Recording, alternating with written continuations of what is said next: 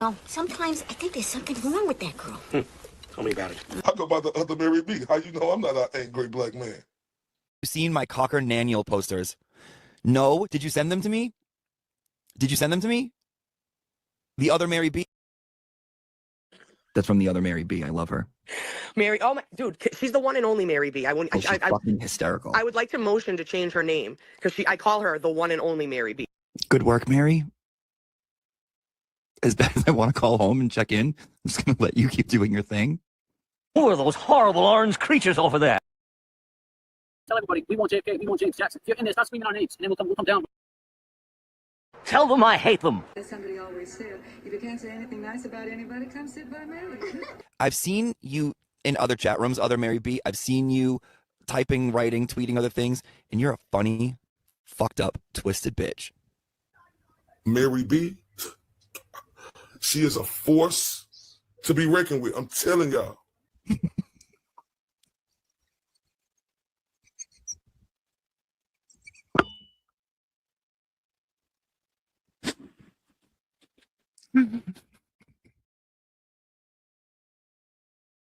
My gosh, I did it! Ah!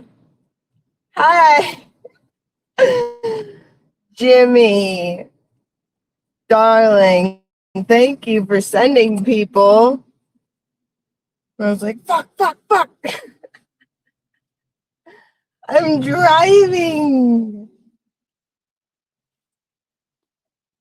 Let me see. Okay. I did it. I've never hanging in there. Hello. I've never been in the car before doing this. This is fun. Posty, hello. Nicola, my partner in crime. Nicola, it means so much to me that you never let us forget. Bev's inverted morals. Hello. Oasis. Holy shit. Oasis. Welcome. I can't turn up or nothing because I'm in the car. And I was just like texting and driving to get going with this. Pretty Cookie. Mr. Scott. Hello. Mel Mac. Hello. So here's a funny thing, Nicola, related to farts. Okay. This is okay, that's cool. So anyway, I was allowed Mr. Scott. Do whatever Mr. Scott says. Am I loud enough? Take it, I am. Anyway. Hello, OG Mary B. Wonderful to see you. In 600 feet, make a U-turn. No. I don't have that on. Make a U-turn. Fuck me. Hang on. I never have this on. What are you doing? At the next light, turn right. Oh my gosh, stop. I literally never turned that on in my life. Okay. Anyway. I'm always lost, Mo. Okay. Jeez. Because I'm not giving the card enough attention or what?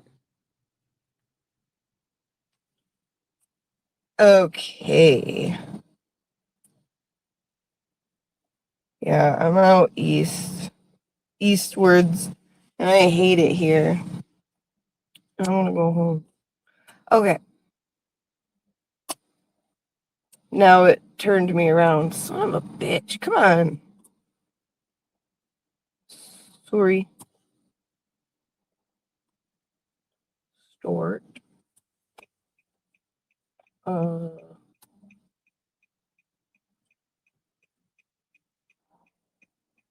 on. Oh, we're gonna pass some golden butthole. Oh no, it's over there. Look. You can't see it real good. Can you even see it? See on the median? That's the golden butthole. If you're from Michigan, you know what that is. Okay, anyway. Back to farts. So, Friday, right? I was like, I sat down, I had a pen and paper, and I'm trying to write the most beautiful. I'm trying to write a song, like I was trying to channel Jimmy. And because what I'm imagining in my head is like a very heartfelt, like, do you remember type ballad about like Mike farting live. Because that was a really magical day. That was a magical time for all of us. It was right before Christmas. And like our hearts were like completed. So I wanted to make like a ballad, right? And then I was like looking up how do you make an AI song? And I tried doing it with prompts, right? And none of them like, you know, none of them hit. None of them were the essence that I was looking for. So I was writing it myself, and then I was just gonna like AI the music. Okay. But while I'm doing that, I get a fucking text message, okay? From a number I don't know, a 313 number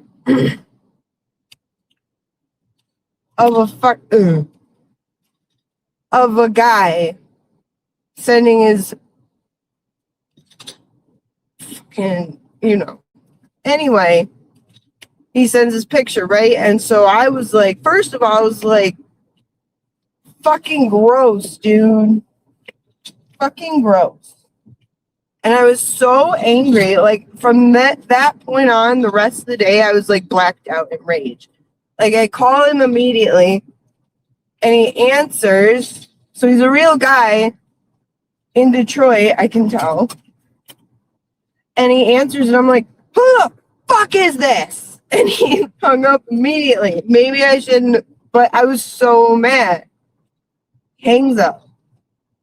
So I called him. I kept calling him. He's forwarding me, and then I guess he finally blocked me. Okay. So then I go through all the things I use to like find out who owns a number. And there was nothing coming up. And I was like, what the fuck? This is weird. This has never happened before. I still don't know who it is. Just so you know.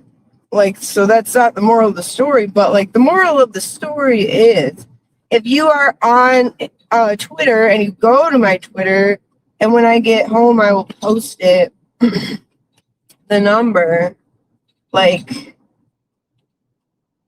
because I called him, and I'm not exaggerating, like 60 times.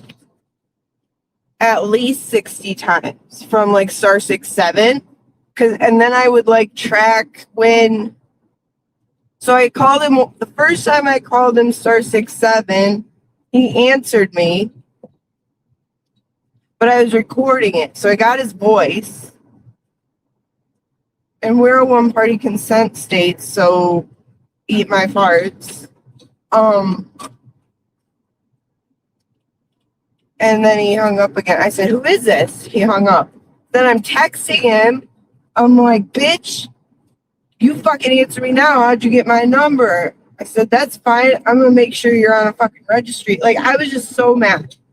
I said, come on, you little pussy ass bitch. Like, just talking a whole bunch of shit. Like, you scared?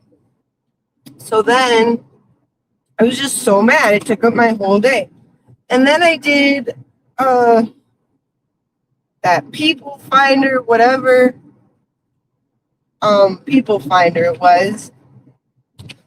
And I put in the number, and they're like, potential owner found.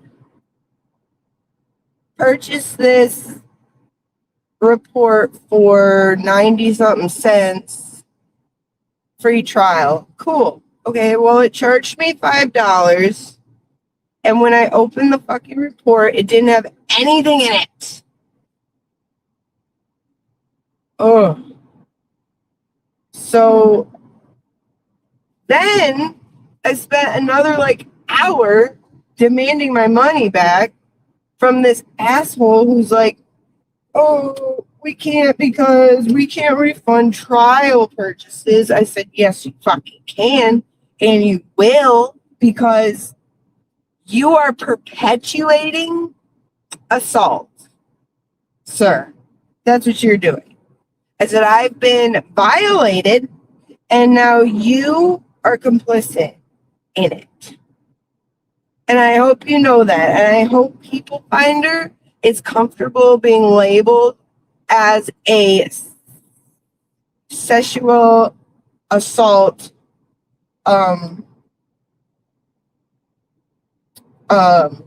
advocate, or co-conspirator. So I'm just like unloading on this guy, and I was more mad because I know you can't. I know you can't. That's not a fucking thing. Don't play with me. So I got my money back. Like, I appealed it through my financial institution, but I said, I'm going to make sure everybody knows what you people do. You are predators. You are assisting people who use burner phones to send pictures of their genitals. And that's assault. That's assault. And he's like, oh, so sorry. I'm so sorry. I said, you're going to be fucking sorry. So that took up an hour of my time. So then the remainder of the evening, and like Mazza was coming on. So I hopped into Mazza shortly after he started, but up until that point, starting at 4:45, I'm arguing with People Finder, and I'm signing this dickhead up for every harassing, predatory, telemarketing or marketing ads that I could possibly find. So I signed him up for 20 things. You know how when you get if you've ever gone on those quotes. Hi, Maureen. I'm so sorry I can't look on the chat because I'm on the highway. But if you've ever looked at those quoting services where it's you can compare health insurance or car insurance or whatever the hell, and then they never leave you alone. You sign a contract like your Ariel in The Little Mermaid. They'll never stop. If you change your number, they'll find you. If you move, they'll find you, right? They'll text you. And because they're connected to all these other for example, I'll get texts from State Farm. Still looking for a quote? No, motherfucker, God. But it's every company they're connected with will then start to harass you. So, yeah, I signed that guy up for those things. And it's cool because if you know the carrier, that's all I was able to find out was the carrier, AT&T, then you can find the, whatever it's called, the domain. So it would be his phone number at AT&TMMS.com or some shit like that. So you can do that with any number, just so you know. And most places that you sign up for to opt into text alerts and phone calls and shit, you have to have your email.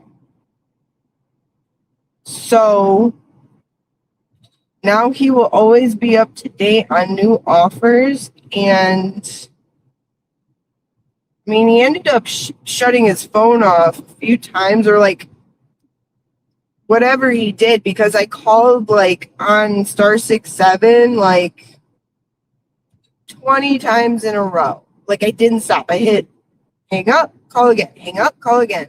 And you know how you can tell from the ring, like, if the phone is on, if you're blocked, if you go to, like, because it kept, like, having different, when it goes straight to voicemail, so I guess he had to keep turning it off, which is great. And I hope he's very irritated for a long time.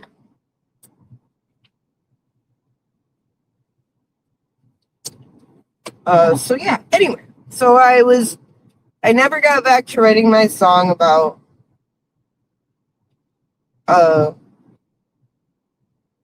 Cryford farting.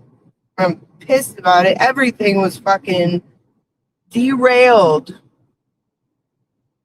because of that. But whatever. I'm content if I know that motherfucker will be inconvenienced, like, in times to come, you know?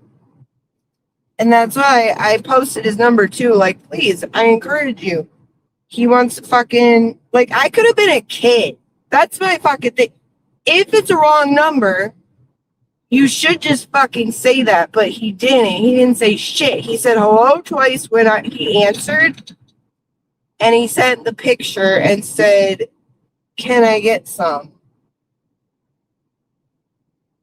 And wait, I mean, maybe you wouldn't want to say it's a wrong number because that kind of like, since I threatened to get him put on a registry, you know, I don't know, but I could have been a kid. If it has to be a wrong number. It is a wrong number because there's nobody that would be, well, it's not my husband, so it's a wrong number. And that's that. And I don't talk to people anyway. I don't fucking talk to people, so. Okay, I'm 4 minutes from home.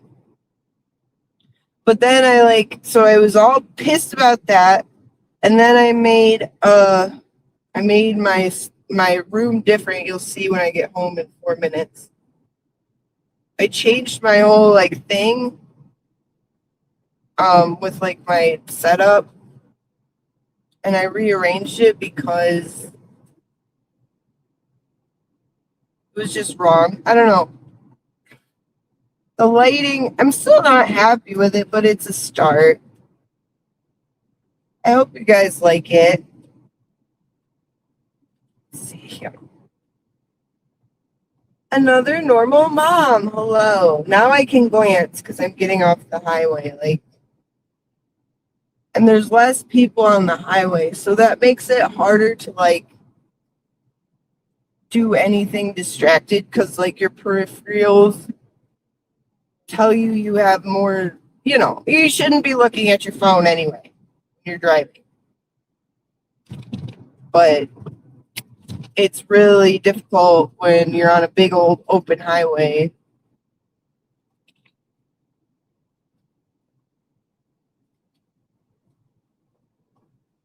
And then you'd stick out if they saw you on your phone, because Michigan's I think every state's cracking down, but Michigan is definitely cracking down on text driving.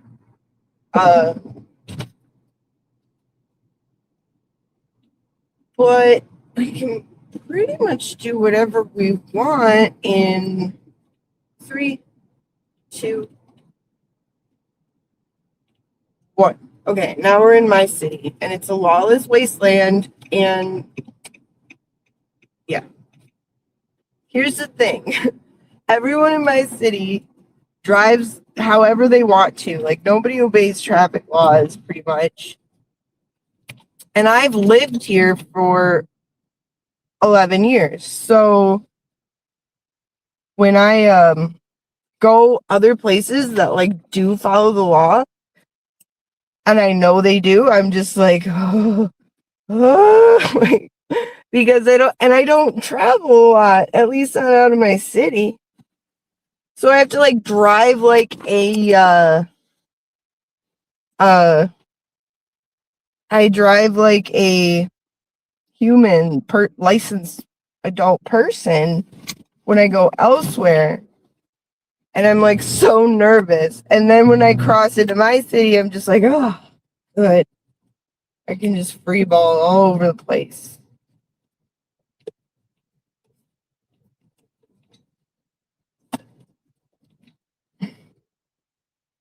And it's funny because the cops, like, you'll see cops like everywhere, but they don't really care about traffic laws that much.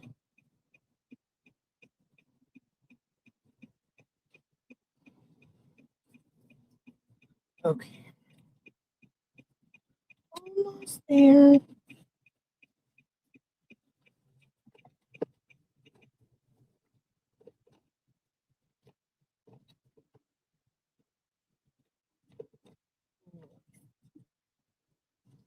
Okay, let's see. Ray. Hello, Ray. Hello, Pat. Vagina Mike. Lovely to see you. Mo. The most beautiful.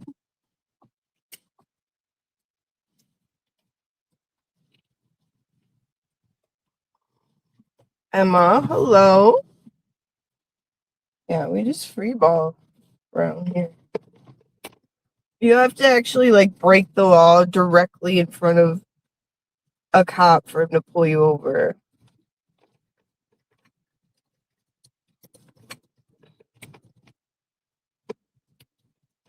Okay.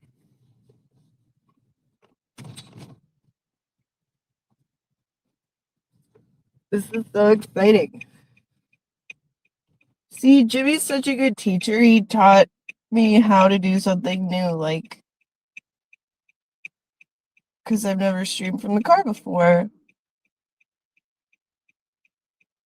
And that's the best way that I learn is like pressure and force.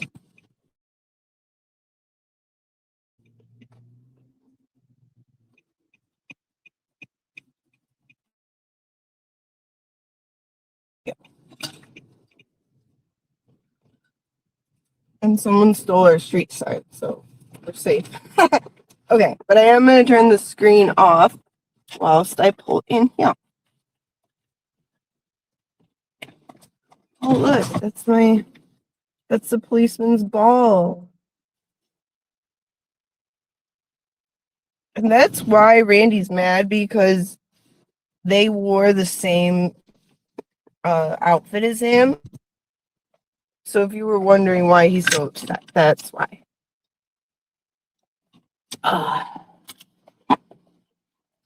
Okay, let's see. Am I able to play like a video or something while I go inside? Because my dogs are really loud.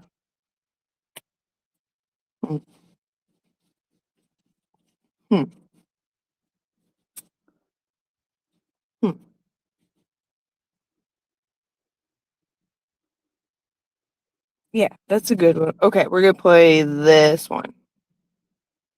And then I'll go back to my computer once my dog stops screaming.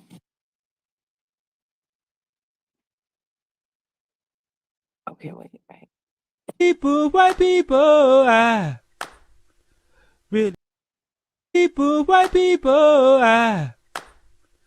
really miss my wigger. This song is about equality. White people, you can sing it too. Just change that into a W. Miss my wigger. Just say I really miss my wigger. Back to the song. Oh, I want to loop it. Damn it. Go back up. Oh.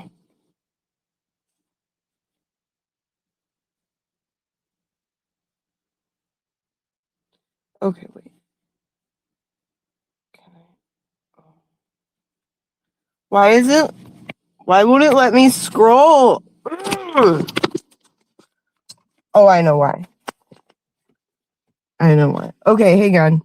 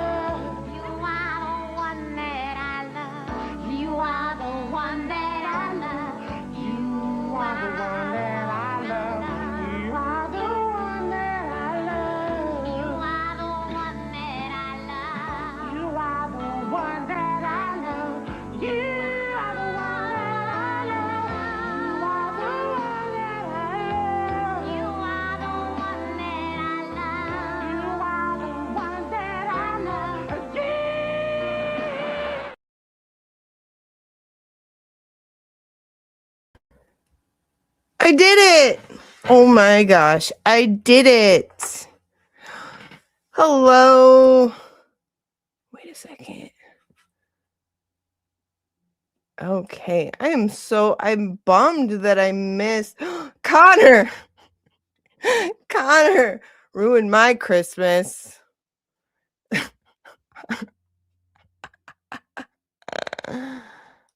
Oh my gosh. Let's see. Okay.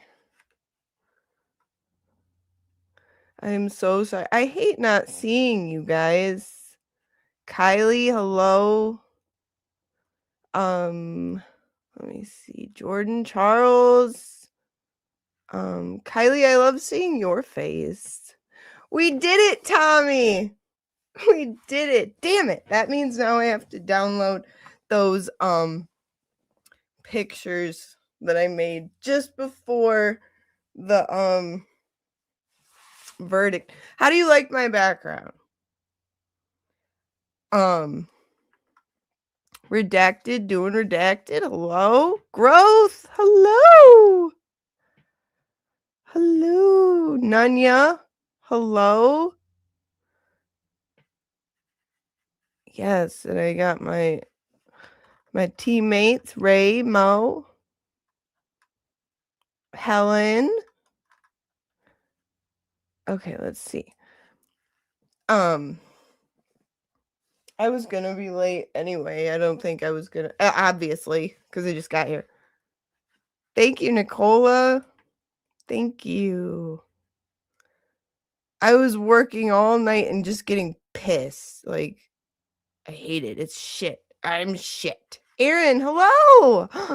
Welcome.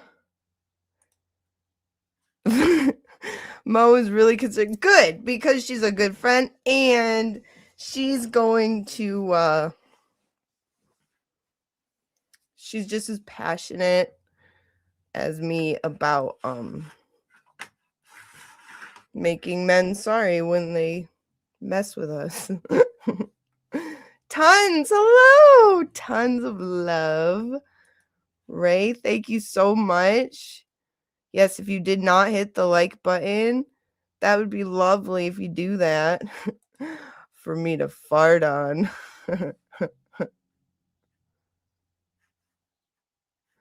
Yeah. No. I mean,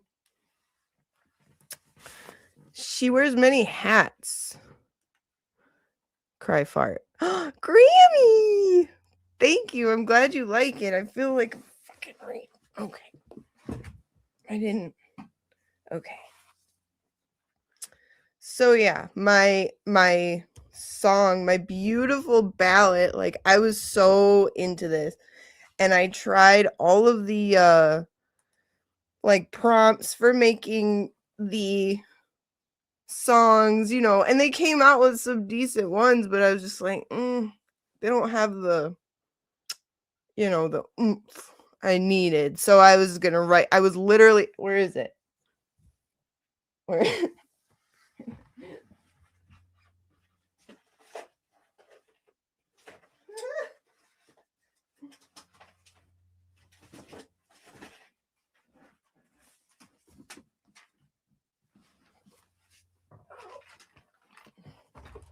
Fuck. Okay, I'll get used to this. We'll see. I'll probably change it again because I don't know. And then I have like my lights, the lights I've always used, but look what happens. Fuck. Okay, wait. Do you see the banding? Like, Kazi, hello.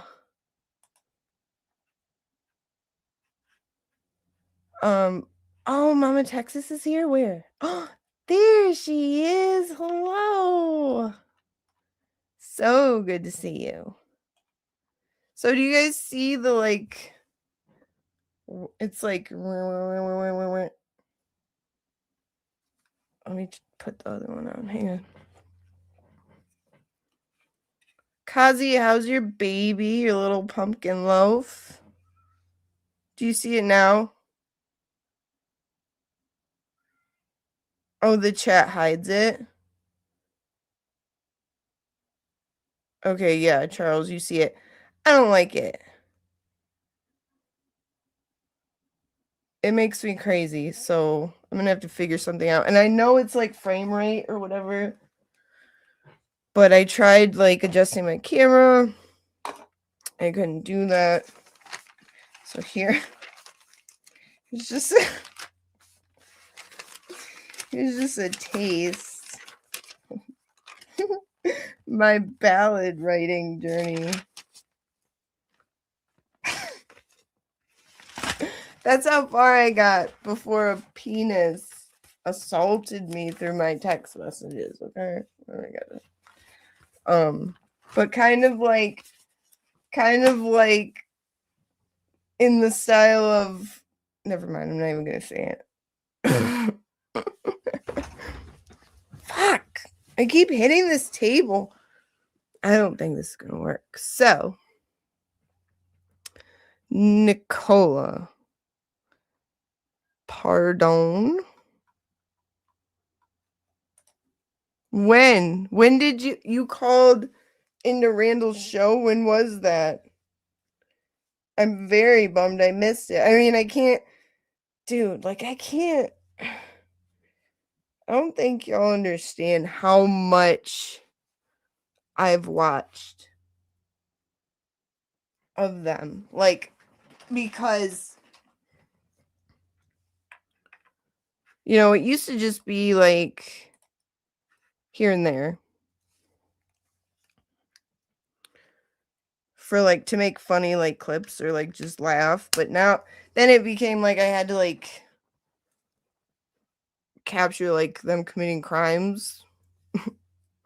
So but it got to where I'm just like, oh my God, his voice, it like does things to you. It makes you like hate your whole life and yourself. That explains everything, actually.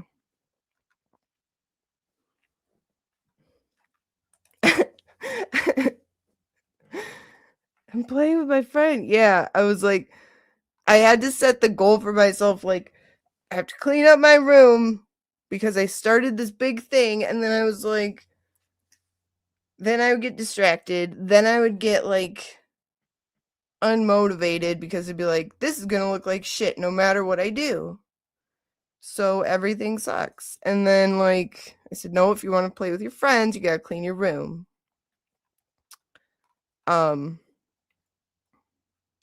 He jumped on his leg. I miss James. You blamed Jabril for everything. Shouted till they cut me off. Yay. I want to see it. It's probably deleted though. Dang it. So guys, Nicola is our new queen of Scotland. Let's see.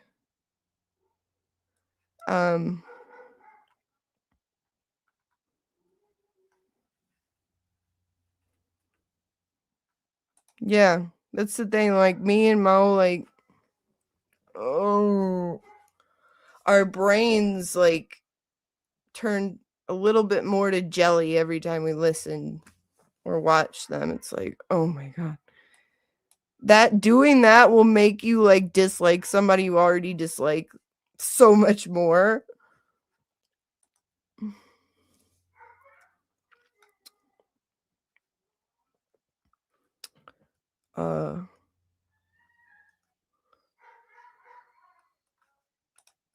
Oh yeah.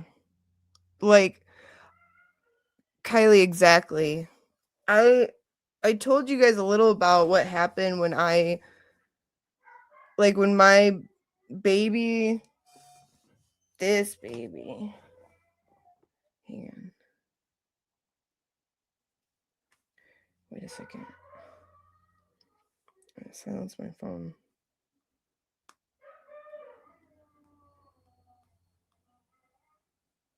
I'm so sorry. I'm learning. This is good. Thank you, Jimmy.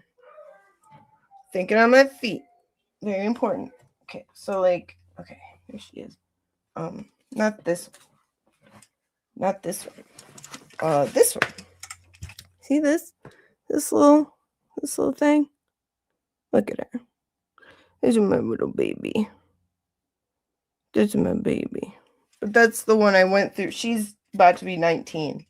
But that's the one that I went through all that trouble with. I had postpartum with her, and her father wouldn't give her back. Now,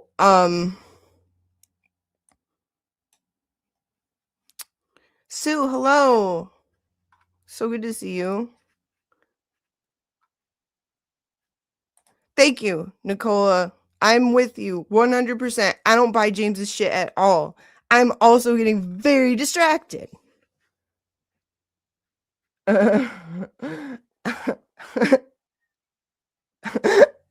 Your accent makes everything better, yes. And you're just awesome. Okay. Let me see. There was someone tickle me, Tracy. Hi. Hello. I'm really glad you're here. Okay, let's see.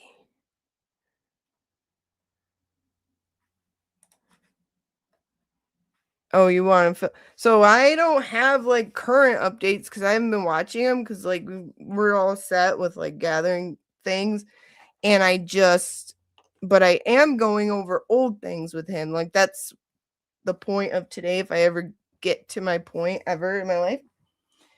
But yeah, I don't even know what kind of crazy antics they're on to now, because they're just so crazy. They're so crazy all the time. They just be saying shit.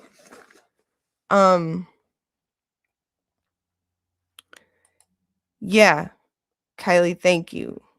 Kylie, you are the counterpart of Nicola. She's my partner in crime, and you are my GPS. Because, yes, I'm talking about my sweet little baby over here. And when I left her father, when I left her father, he was so hateful. He was abusive, but he was so like spiteful and hateful, and like until I won full custody back, it was hell. And he like, so she's 4 months old. I left him because I couldn't anymore. Or was she 2 months old? No, it was 2 weeks and she was 4 months. But the reason I had to wait was because he didn't give her back to me. We didn't have anything in place. I wasn't even under like investigation or accused of anything.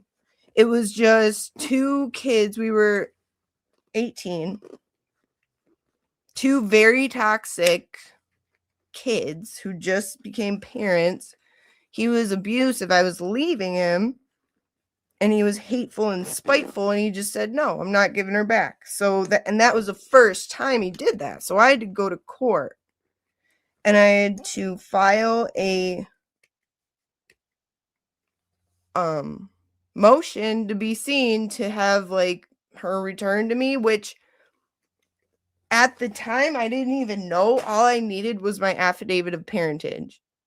And that's what the judge said. I'll never forget what the judge said when I finally went to court. First of all, the judge says, you just so you know, you can use your affidavit of parentage, which here, like, it's like the declaration of these 2 aren't married, and so the kids automatically the mother's custody unless otherwise ordered by court. So I go in, so she tells me that, the judge, and then she also says to him, who do you think you are? She literally said this. Who do you think you are keeping that baby from her mother? Oh, Meavy. I love you. I'm glad you're here. Let's put it. Don't let me forget about that. But yeah, that's what the judge said to him. Who do you think you are? And so I got her back, but like that didn't stop him from keeping her from me because he was hateful. Truly hateful. And we were in and out of court. I pulled this out, and I haven't even looked at it since 2019. Look at this bad boy. Look at that. Look at, I don't even know where I got this. It's a Nissan bag. Probably a thrift store, but this is my court bag. What is that? This is all the years worth of paperwork, different orders, copies of the parenting time complaints. Look at that. Look at that. And there were multiple, like, because we had our friend of the court order. See, I probably still have my stickers. See, it's my certified mail. It was returned. Trying to serve him. Oh my God. Hell. Absolute hell. Because, like, we have this thing in Michigan called Adam. It's like a men's specifically to help men, because men do get railroaded in this in custody stuff. And like we actually have a lot of places that help with that. And there are across the country, I'm sure. But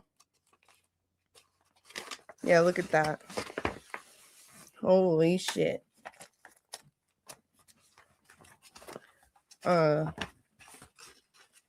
Complaint for custody. That's me writing out my own visitation schedule because that's what you should do. Like, but I didn't know shit. I didn't know anything. God, looking back, and we don't have anyone to help us with that. That is why Kelsey's defense fund is pinned, because this is why you need an attorney. And that is the most important part of Kelsey's fight, is getting her baby back, because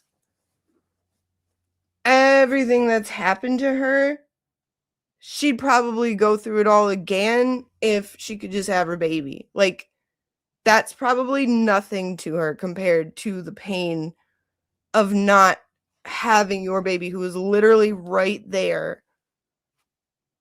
Literally right there, and then you almost died, and then you were persecuted. God, it's just one thing after another. It's awful, but family court is a whole other beast. And I went through it without, I had an attorney for the last one. Thank God. Actually, yes, I did. That's when I finally fucking won. But, I didn't go in there maliciously, and that was to my detriment, unfortunately. Like, I wasn't trying to keep her father from her, my daughter. I wasn't trying to keep her away from him. And he knew that. I just wanted to not have to beg for him to give her back when it was my parenting time. I mean, he was so just evil on purpose, because angry and like bitter and scorned that I left. And our county said that we had the most, because every time I had to go in on a parenting time complaint, pardon me, or he would do a motion, I would do a motion, or I would get in trouble because I did stupid shit. And then he would file a motion. Then I would get out of trouble. And he would get in trouble. And I would file a motion. But here's the thing. He could do no wrong. Because he was the one willing to point that finger at me. And he had no consideration, no heart when it came to me being the mother of his child. He just wanted to hurt me. Obviously, keeping the baby away from me, trying to hurt me. And I don't have that in me to, one, use a child as a pawn, period, but also, like, no matter what, to my core, I didn't want to take her away from her father. Like, he wasn't abusing her. I knew that. He wasn't a great dad, but he lived with his mother. But I said, I don't give a fuck what you do. Just stop keeping her from me. And he had no problem going into court and telling them whatever. Like, and I foolishly, my defense was no. And he always keeps me from her. That's the problem, though. Like, so you're talking about from 2007 up until 2019. How many years is that? That's 12 years. 12 years of going in and out of family court for me. And in those years, I learned everything. I spent hours in the law library just having to learn, because like we have financial aid legal services here, but they're booked up. They're overbooked with people who need help. And all I could do was like look up stuff on the internet and like go spend a lot of time in the law library, learn from filing motions wrong, learn from writing them wrong, because we have 12 factors to change. So changing custody is like next to impossible around here. So I didn't usually bother with that. Actually, I don't think I ever did. Parenting time was the only thing I ever even bothered with. And especially him losing custody was not going to happen. Parenting time, if we had joint legal custody, parenting time is the schedule, right? And I wanted her full time with me because he wasn't taking her to school. When I got her back, she could barely read or write. Because his family just doesn't believe in going to school. That's just how they are. So I had to prove these 12 factors of best interest of the child. That's what Michigan goes by. So like, whatever the hell they are. But it's best interest, right? Not until I understood that did I even have any success. And you can't go to a judge and be like, he always does this to me. He always calls me names. He blah, blah, blah. He never answers the phone. He hangs up on me. You need to write it down. Otherwise, the judge does not want to hear it. And especially when you're with somebody or you're battling against somebody who is like out to hurt you and has no hesitation for the best interest of our child, without an attorney, like I said, I spent 12 years like just in the sand. Like, he overdosed. This was like, I had gotten out of jail. I was staying in a facility specifically for women and children. It wasn't a shelter. It was like a program facility for women with children. You get your own room, licensed daycare, everything. It's a wonderful place. And like a little after I got there, I was sober. Like you could check all my, like I was sober, undeniably sober, doing really well. And I found out that my daughter, or her father overdosed in the house, almost died. He was unresponsive. The guy he was getting high with was like, so that it was just her and her dad and this guy in the house. And the guy he was getting high with leaves. She's in the living room and he's like, you might want to call the police. She was 7. So she did, and she saw him there. She thought he was dead. So all that happens, right? And I say, okay. And he lived at his mom's house, but no one's home. I say, okay, let her come stay with me. Not to him, he would say no.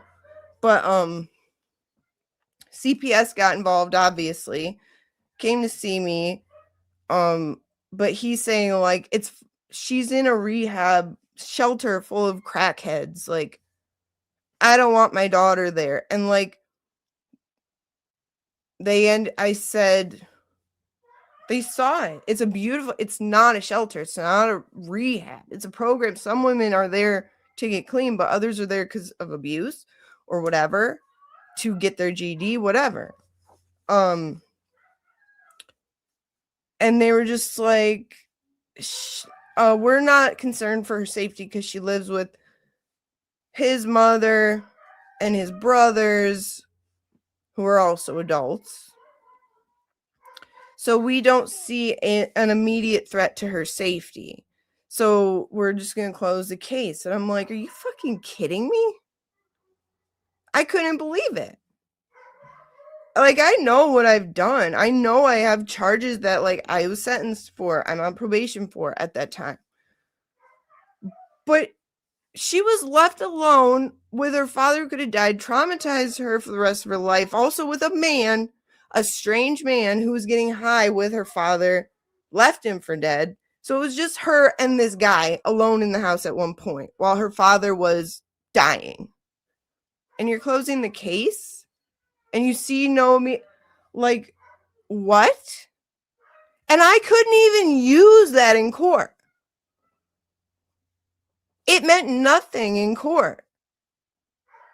But when he brought up me and my charges, which, yeah, that's public, that's on the record, that's a fact now.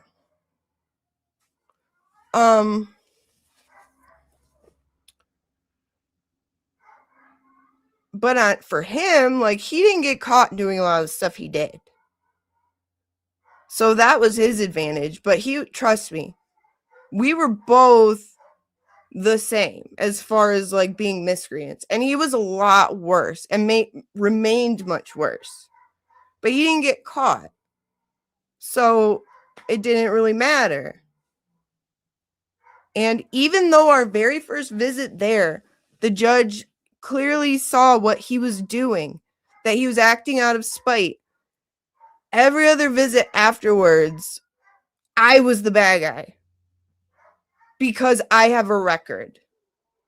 And because he's going to use every opportunity to bring that to their attention, tell them, like, she's a drug addict. Bitch. Are you kidding me? You're high right now. Ask the court to get drug tests for him. You're going to have to pay for that. And, like, it's like a whole, like, you don't want him drug tested. Like, they don't do that. Like, it's not their protocol. Like, you have to go through third party or whatever. Like, CPS has to mandate that or something. And they close the case. So we're back to square one.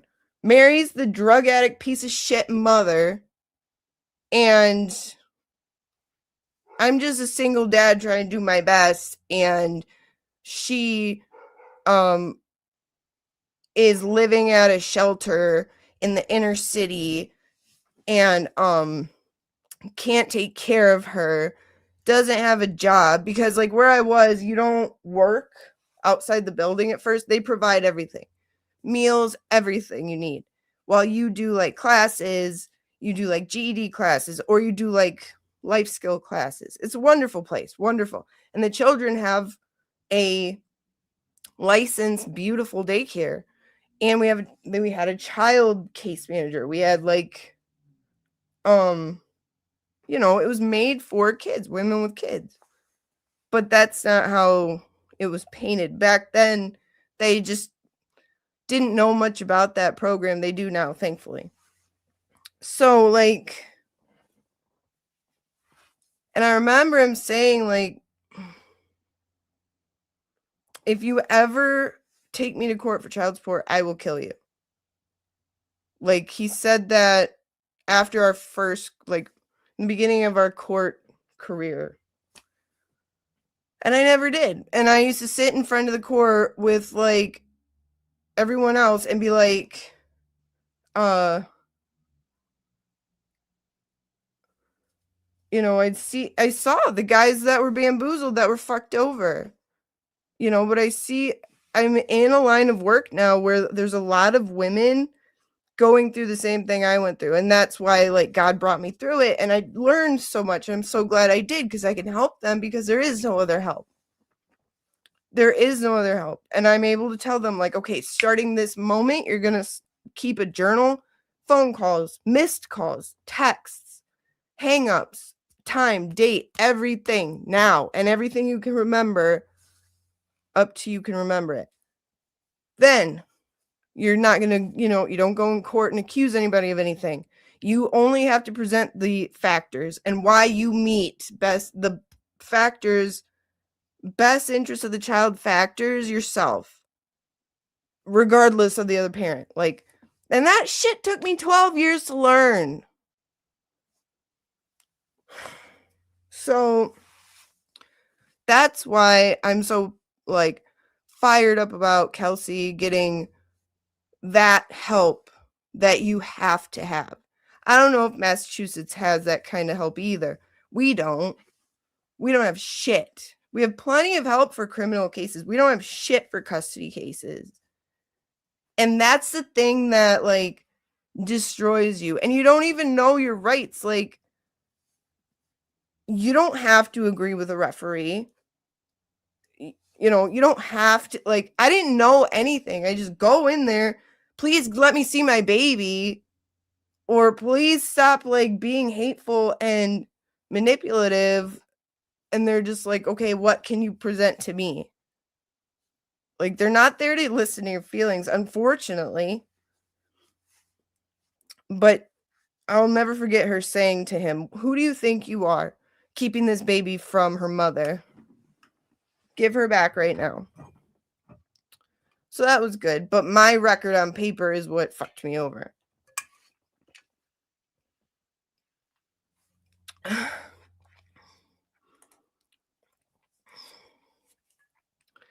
So, yeah. I was really blessed to come across an attorney, like a program for women who were like victims of like abuse. Even though I said like it was a long time ago, you know, I was honest, and they're like, no, they heard my story. They said, we'll try to help you. And thank God.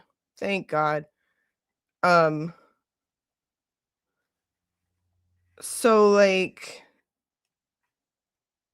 that's why I sympathize like with anybody. And I'll never support a parent, either parent, like using the child to hurt the other parent is pure evil to me. And it's like, that kind of thing there needs to be more like identifying of it. Because if they're in family court, it's because something went south between these two people, because a lot of people can just figure it out amongst themselves. Like my husband and his child's mother, it's great. Like me and my other baby daddy, that's what we did. But like, if you end up in family court, you need to already assume that like there's some toxicity going on, right? And I was so young. We were both so young. And they were just like saying, you know, we can't prove, you know, we can't prove anything you're saying he's done. And so we're not going to do anything. Like, you're verifiably bad. Sure was. I was a criminal. He's a criminal too, by the way. He just wasn't like on probation at the time, I guess. But there was a lot, you know, men and women that I sat with in like friend of the court. I continued paying her, or I continued having like state money taking out of my paycheck for her, for like, so that, because he got Medicaid for her, and like kept her on his case until she turned 18, even though I was paying for insurance for her from my job. But like, he asked me like, well, if I take her off, then I won't have insurance. I don't even know if that's true, but the point is like, I never made him pay child support. In fact, I paid child support even after I got full custody of her back. Because it's just easier sometimes. It's just easier. And like, when they called, like, I called them because I was still getting the Medicaid taken out. That's when I figured it out. And they're like, do you want us to Because they could look at my case and they're like, do you want us to request a child support review for your case? Meaning he would end up paying me. I said, no, no. I want nothing from him. I want him to live in peace. I want him to be happy, healthy, and leave me alone forever. But yeah, that's just like, if you're not well equipped, when you go into that family court, you're fucked. You can be a total scumbag. But if you have a good lawyer, like, you're still going to win. Unfortunately, like Mo said, the courtroom is all a theater. It is. It's how you, like, present yourself. And, you know, I work specifically with women who are going through struggles in life. Many coming from abuse. And it's like countless times I've seen the same type of thing where, like, they stayed because of the kids. They didn't leave because of the kids. If they're not married, he's going to keep the kids. And it's like, I've been able to help these women through it, because it's like a scorned ex that you have a kid with is a nightmare. Someone capable of doing that shit with your kid, like using your child to hurt you, it's a nightmare. And I don't ever want to see it.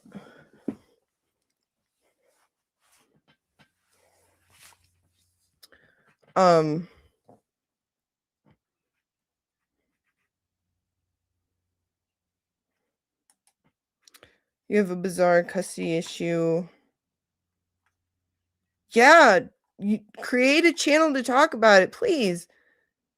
Please, this is so important. Like, there's a huge void in the care of, like, parties within a family court, like, and you're talking about the most important thing, like, a child and a child's parents. Like, it should get the most oversight and the most assistance to it. Family service assistance and all that stuff. And, like, just, like, mental health awareness for my county. Awareness, understanding. Like, I've seen mothers, just because they have a certain diagnosis on paper, I've watched guardian ad litems treat these women like they are worthless pieces of garbage. Talk to them like, oh, you're crazy, without saying it, saying like, your mental state, because you can't maintain a clear mental health state. The things you don't say to somebody who has a mental health diagnosis that they manage is the shit I heard said to this mother. Like, how about when she's doing well, you say, great job. No, it's, well, we're just afraid of what you might do in the future. We don't know if you'll do good in the future. Awful. Like, I actually called, like, a hotline or whatever to be like, hey, you have GALs that are, like, making the mental health of a mother worse. Can you do something about that? Like, can you guys say good job to the mom when she's doing good? Oh my god. Oh my god. Queen Erica's here. I've just been blabbing. My loves. I'm so sorry. I haven't even looked at the chat. Erica's here. Oh my god. You know what that means. I'm going to play you a really good one. Well, first we got to play that. She's your queen to be, a queen to be forever, a queen who'll do whatever His Highness desires. Because you're our queen, Queen Erica. And then I have to play you another one. I have to play you another one, and I have to go check on my pups real quick. It shouldn't take too long. Hang on. But enjoy this for Erica on Sunday. From your heart, filling every part of our praise. Your presence in this place, your glory on our face. We're looking to the sky, descending like a cloud. You're standing with us now. Lord, unveil our eyes. You're the reason we're here. You're the reason we're singing. So open up the heavens, we want to see you. Open up the floodgates, a mighty river flowing from your heart, filling every part of our praise. From your heart, filling every part of our praise. Your presence in this place, your glory on our face. We're looking to the sky, descending like a cloud. You're standing with us now. Lord, unveil our eyes. You're the reason we're here. You're the reason we're singing. So open up the heavens, we want to see you. Open up the floodgates, a mighty river flowing from your heart, filling every part of our praise. From your heart, filling every part of our praise. Your presence in this place, your glory on our face. We're looking to the sky, descending like a cloud. You're standing with us now. Lord, unveil our eyes. You're the reason we're here. You're the reason we're singing. So open up the heavens, we want to see you. Open up the floodgates, a mighty river flowing from your heart, filling every part of our praise. From your heart, filling every part of our praise. Your presence in this place, your glory on our face. We look.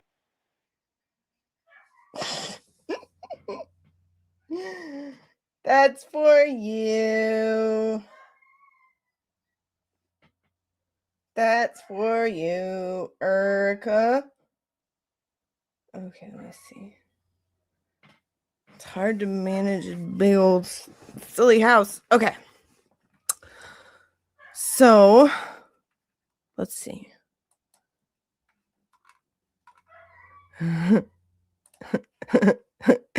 Erica, that's one of my favorite videos ever. Because he just keeps singing. Like, dude, right? The cyber chick drama. I mean, I didn't really know who she was or care. The only thing, I only knew her because she was like talking a bunch of crap, like about Ray with absolutely no right to do so, and I was like, who the hell is this? Like, shut up. And then I turned on Jess one day and I was like,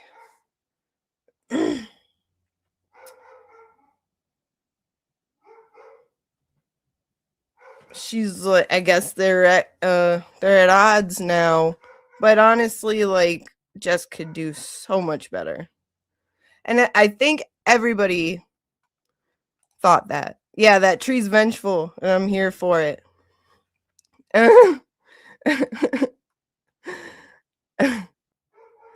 Let's see.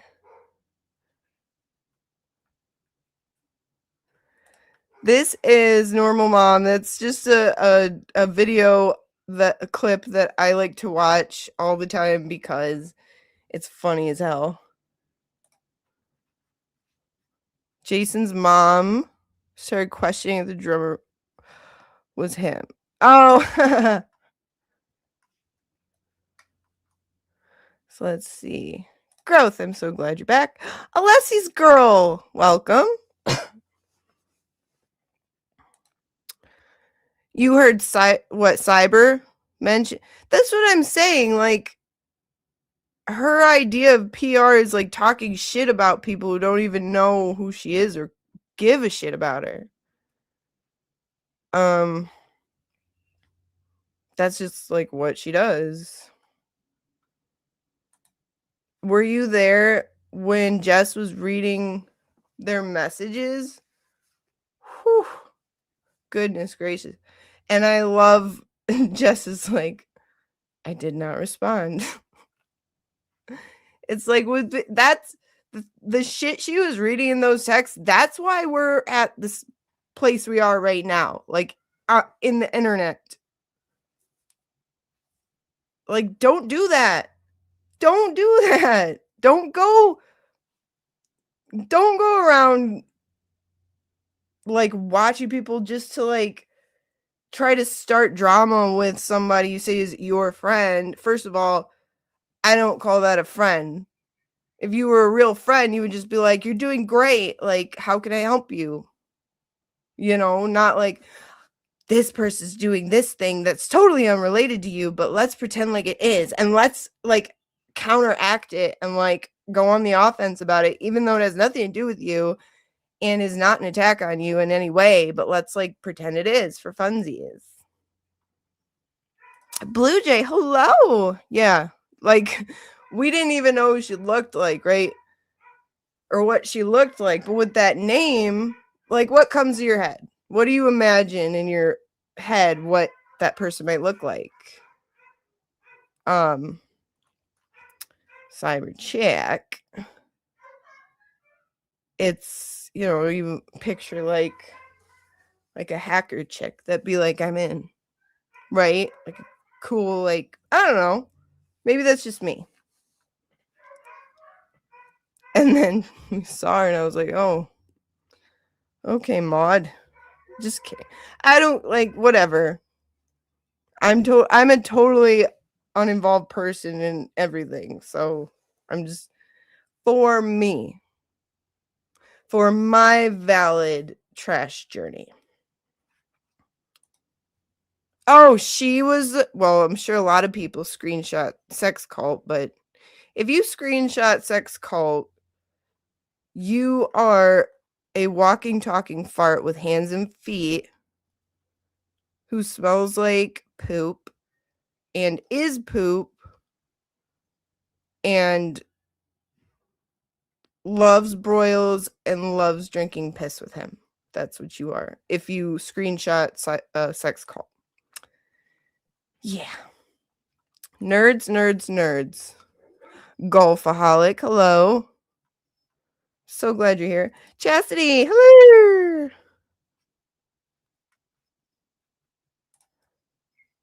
Oh.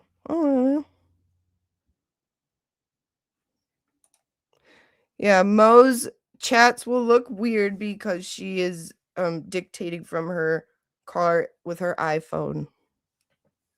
That's all. Okay, so last time in our Dark October part 1, we were talking about all the bullshit that started this whole mess, right? If I could get the stupid. Of course I can't. And I was like, I'm going to be so prepared. And then it wasn't that one. It was this one. Okay. Here's the thumbnail for my last one. Because we were discussing all the shit that led to all this shit. Like, it started in October, and it started with these idiots. These idiots that, like, we went over. I used to watch them. I used to like them. And a lot of us did. So, But everything you hear now, and if they didn't still bring it up, if they didn't still like make that a point of contention, like the stupid recording, they said that hurt Karen Reed, but they can't stop making it public and spreading the word about it. But it hurts Karen Reed, they say. Okay. Here's what I say. Ditzy girl, because I'm a fucking giggler. Ah! That's what I have to say. They're a bunch of ditzy girls. And you know what? And a fucking real haircut. You're a mother, for Christ's sake. Yeah. Get a fucking haircut.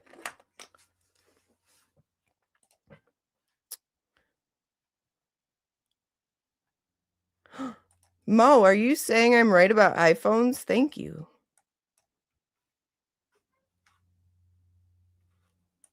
Jordan, I'm glad you don't have X, and I really insist you don't. Yeah, another normal mom. Yeah, that's who we're discussing. Cyber chick, like, I mean, good. Go over there and be well. That's what I say. Share. Yep, definitely started with them. And you used to watch. Then they showed their cards. And stupid weirdos. Ditzy girls. Jealous. Ditzy girls.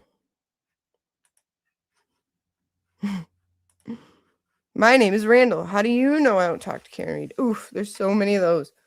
And it's like, you talk to Karen Reed, so do you tell her you are blabbing all over the place for months now about making sure no one forgets about a stupid fucking recording that you went out and spread the word about without even knowing anything, a bunch of false information about it, and you did it because it's harmful to Karen Reed. We're not ditzy girls, Randall. So it looks to me like you're actually trying to hurt her. For me. Yeah, every time they get made fun of, they start threatening people. There's my sign. I found it.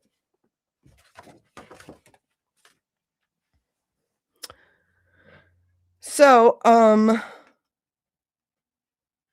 let's see. That was our last thumbnail for last week's episode. And there were a lot of really key parts in it. There's another notebook.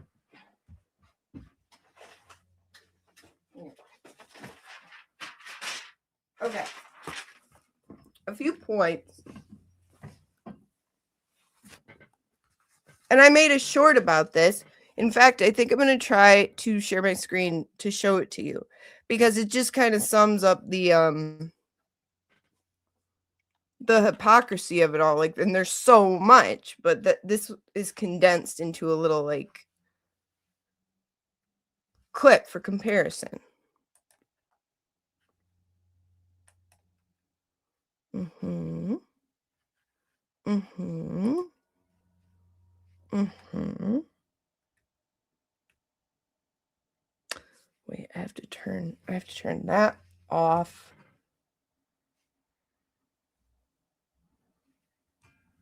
Turn that off. And then turn this, sorry. Hey, was it echoing when I was playing audio? I wasn't even thinking, was it?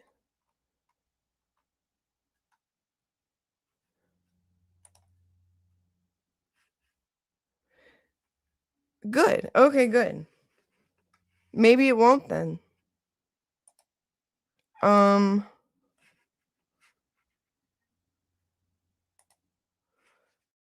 Just to be safe, I'm gonna hook up my my earbud.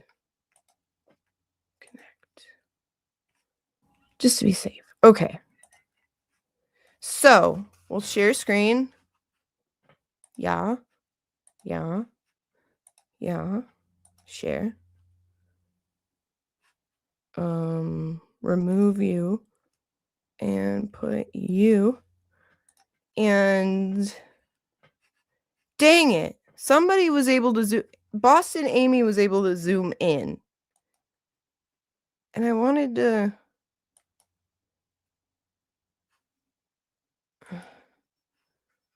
Maybe if I pull it up, just pull it up. Nope, that ain't it. Here we go. If it comes out that this is true, Shut your camera off, James. You look crazy. You do look crazy, bro. You look crazy. Oh, I'm sorry. Wow. God damn. Jay, will you speak on it? And you said, yeah, I'll definitely speak on it. I feel like you're just ranting on JFK's already original question, dude. This shit came out and we reacted the way we did. You think I like JFK just said, right? I've known him for 30 years. You think I'm going to be happy if I find out some bad news about my friend? I'm going to talk to him in person. This is a guy who did all these amazing things, but yet he just won't admit when he's wrong. He just won't say he's sorry to Karen.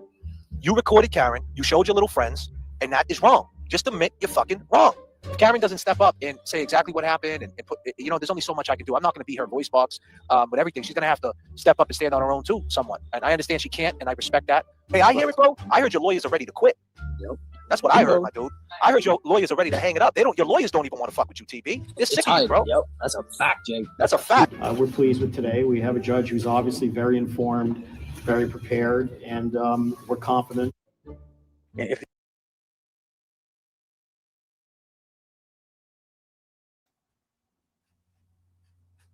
Oh no. Okay, so that was that, like, totally just being completely void of any substance or like principles or anything like that. Yeah, that's a fact. You heard it here. It's a fact. There's a lot of facts that they said they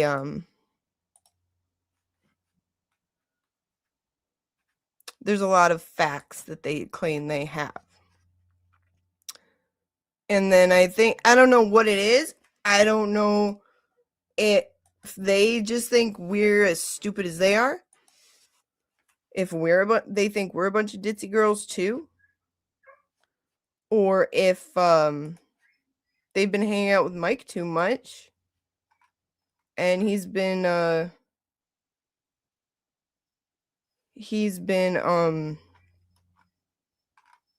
gassing them too.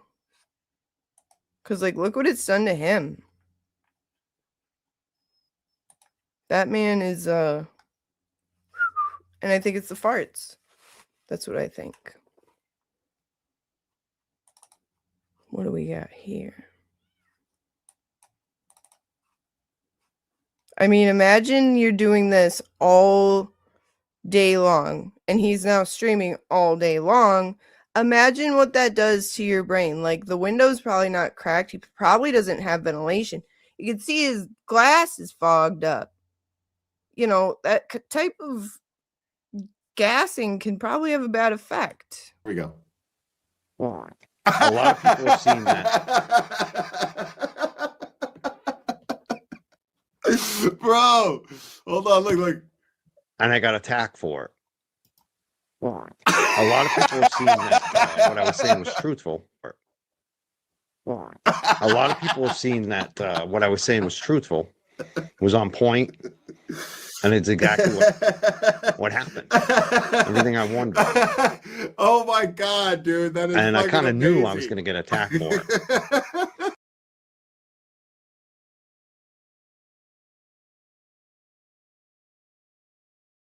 Never forget, right, Nicola?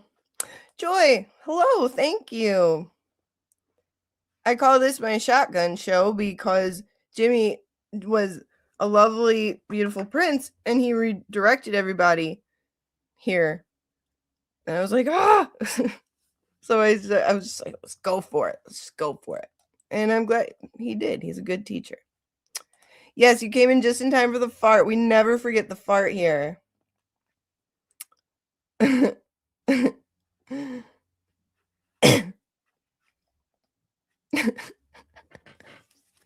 None yet.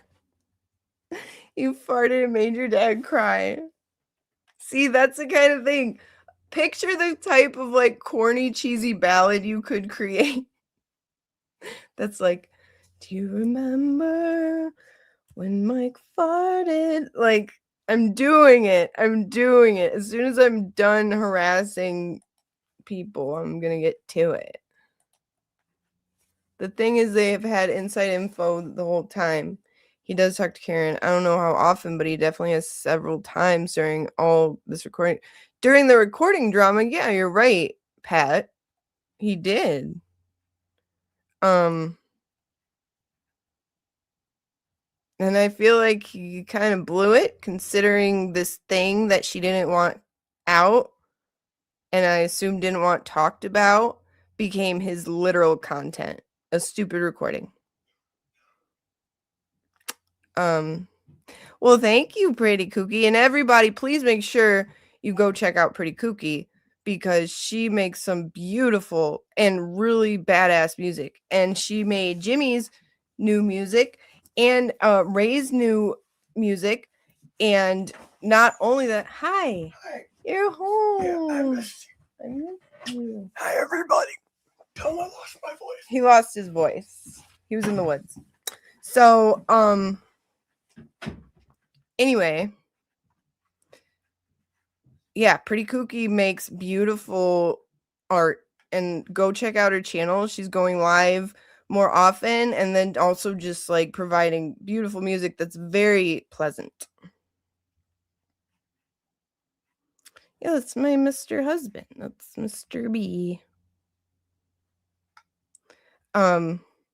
Yeah, everybody, if you want to put Kookie's link in the chat, everybody can go subscribe. And like, if you've heard Jimmy's new opening and Ray's new opening, they're awesome, like badass. Ray's new opening like gets me so fired up.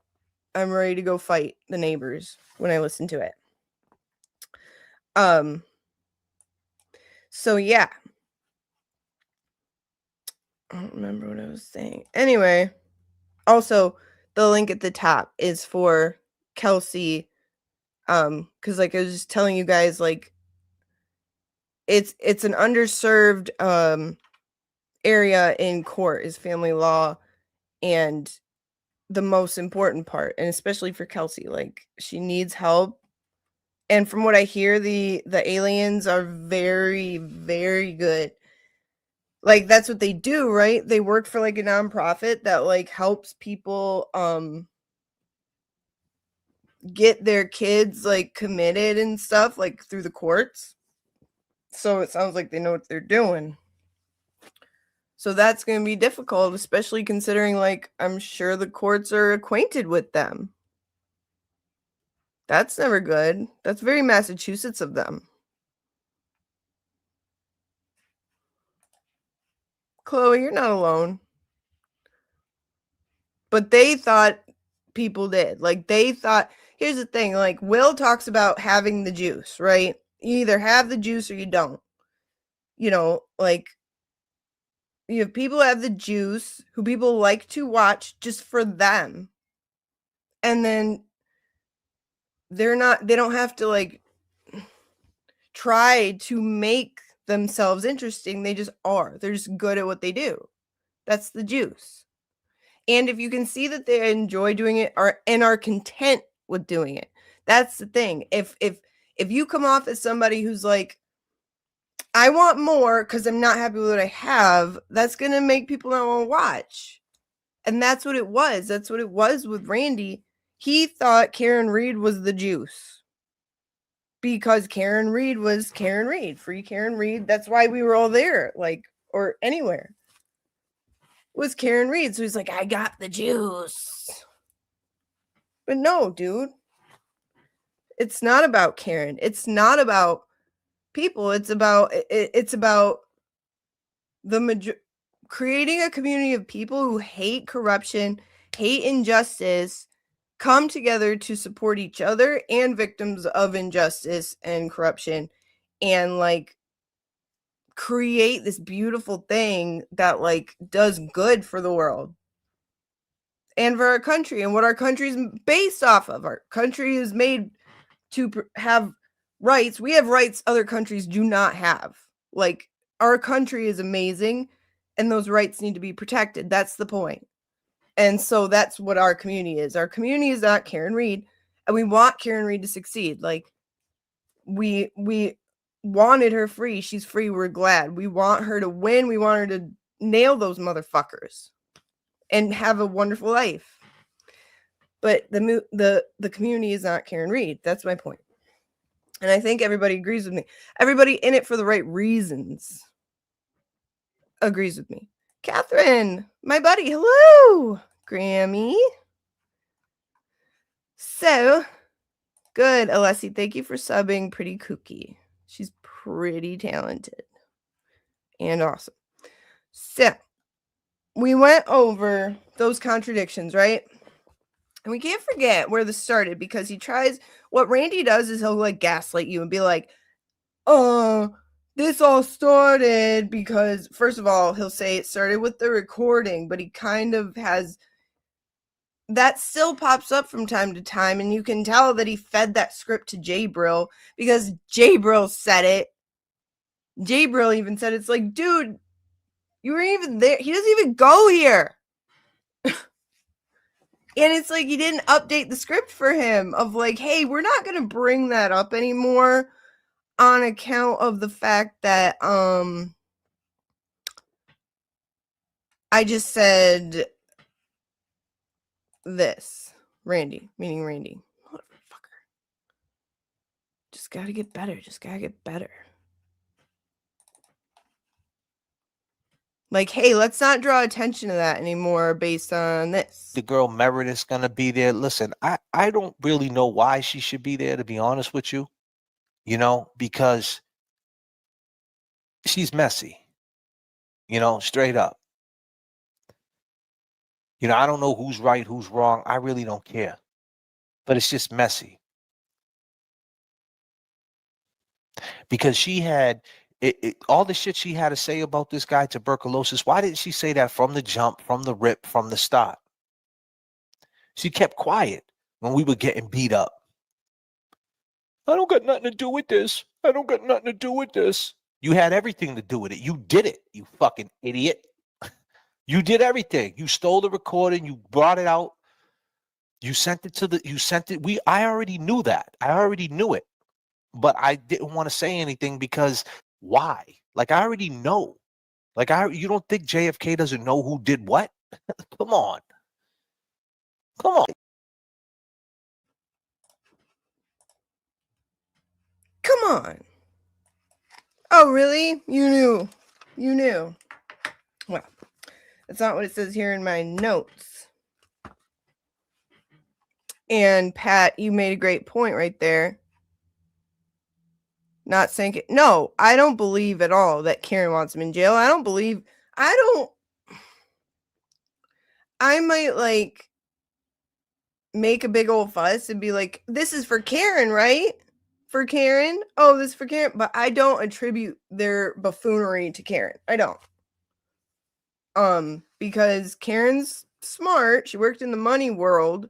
And as we saw in my presentation where I presented all these numbers. Here we go. God. All these numbers. She's a numbers person, yeah. That's 471,390 subscribers of all these people. And this ain't all of them, but all these people that were repelled from supporting Karen. We went over that in my first actual live. So, given that, I don't think Karen would be like, yeah, it's cool. Go tell people that I don't need them. No. And I think, she's starting to catch, or her team's starting to catch on. It's like, you're taking money from Alan Jackson. Motherfucker, cry fart. Who do you think you are to try to fuck with AJ's bag? Like, I was just shocked at how long it was allowed to go on. That's all. So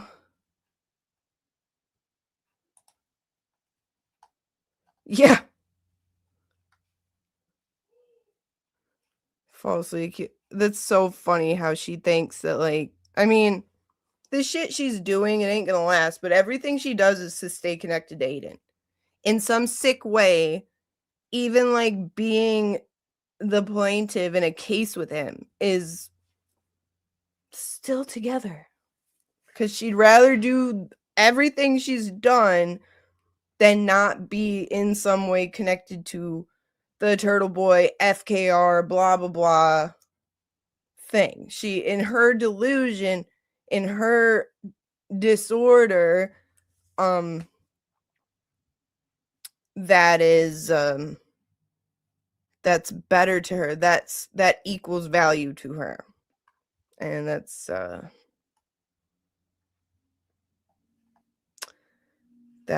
pretty sad. So,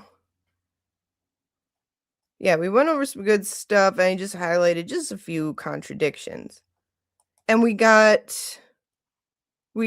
into part 2 of the pylon. What this is the night when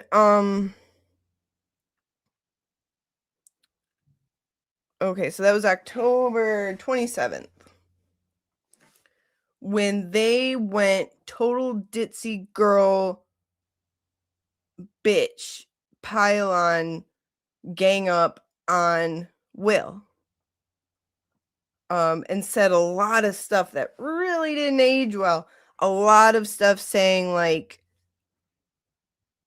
you lied to Karen Reed, talking to Will, and they had just finished laying into Aiden too, and saying like, and Nurse Kim, da, da, da. It's like, first of all, who are you? Who the hell? What are you doing? Because clearly, one of my first thoughts was, this guy is not pro Karen Reed because he's trying to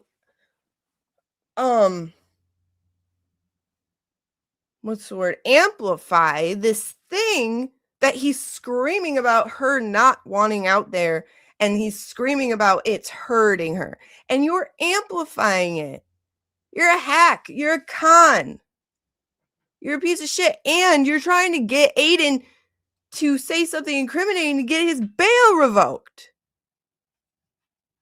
What does that mean? I can't mess with that ever. That was it for me. That's when they became this.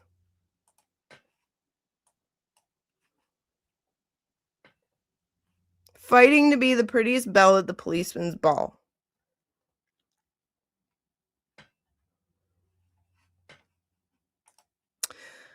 So, yeah, I don't get down like that. But I'm not a street guy like them. So who the hell knows? So, let's see here. Let's see if I can remember where we left off on this part. Talking about Higgins, you know, thank you for bringing the Banner story back out, because Kirk Minahan and people like that, they're going to want to talk about that. Then they're going to want to talk about you, Aiden. Remember, this was October 27th or 28th? 27th. And this is them. So currently right now, what Randy's talking about is how they're about to blow up, because one, they talked to Karen Reed. Two, according to them, Turtle Boy is going to be kaput. He's gone. He's over. Right? This is what they're saying. Talking about being on Howie Carr, which that was yeah, he's just an old street tough. You see? Exactly. That's character I'm not cool with. I'm not gonna do that ever to anybody. Like, that's my code. I'm not gonna try to lay traps to get people put in jail, because if you do that, I'm a ditzy girl because I'm a fucking giggler. Ah! You're a ditzy girl. Get a fucking real haircut. You're a mother, for Christ's sake. So, wait, where's... Did you say Kirks is here? Is that what you said?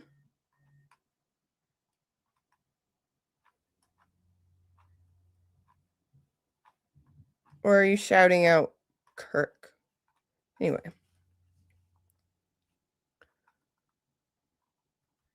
If Kirks is here, I don't see him.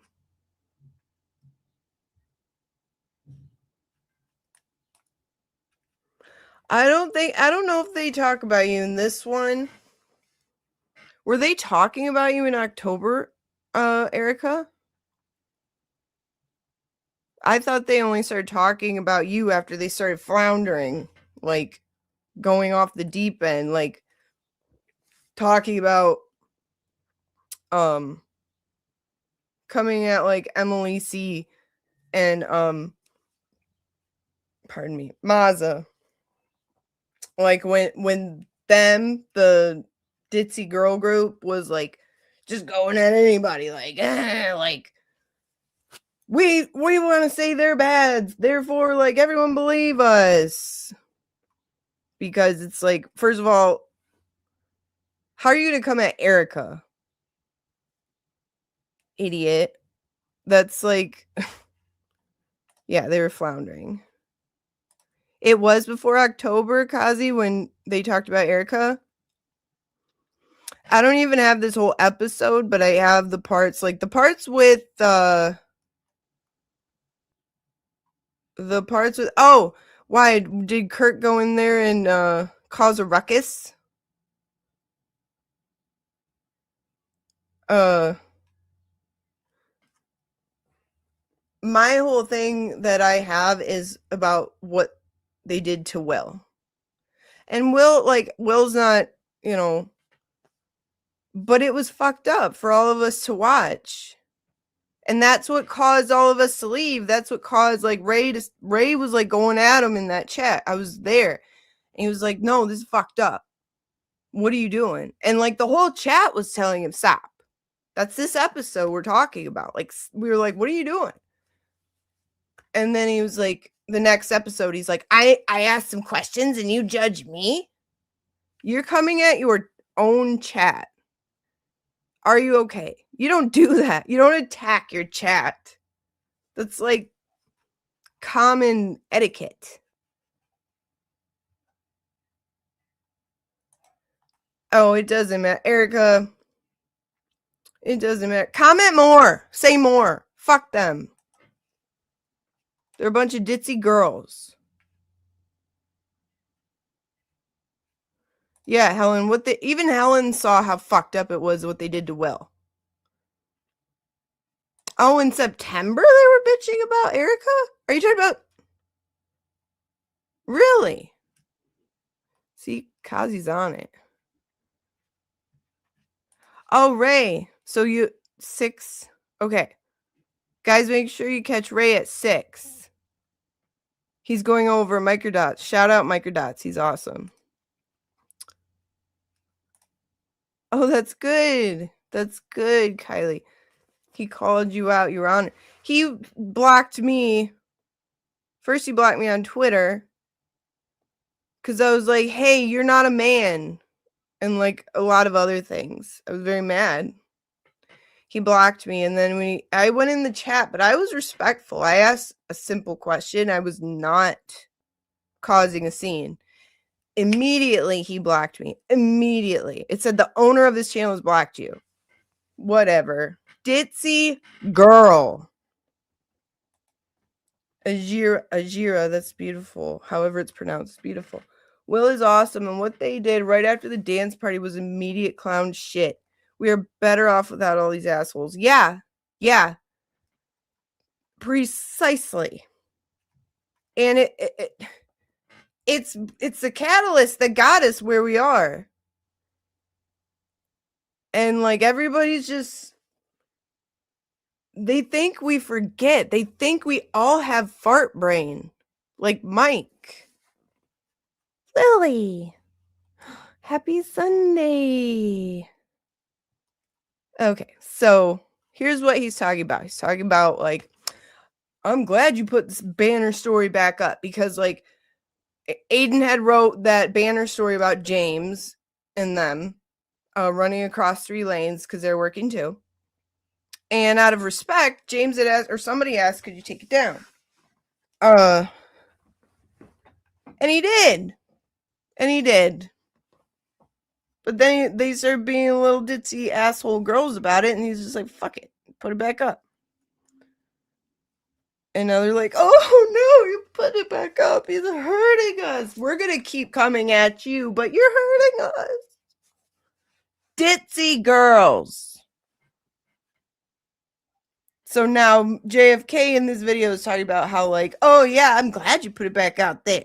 We're about to be on the radio. It's about to be fun. And they're about to see, the media is about to see we're the ones, it's drawing attention to us. And then when they look at us, they're going to see we're the ones going at Turtle Boy. We're going to be famous. Idiots.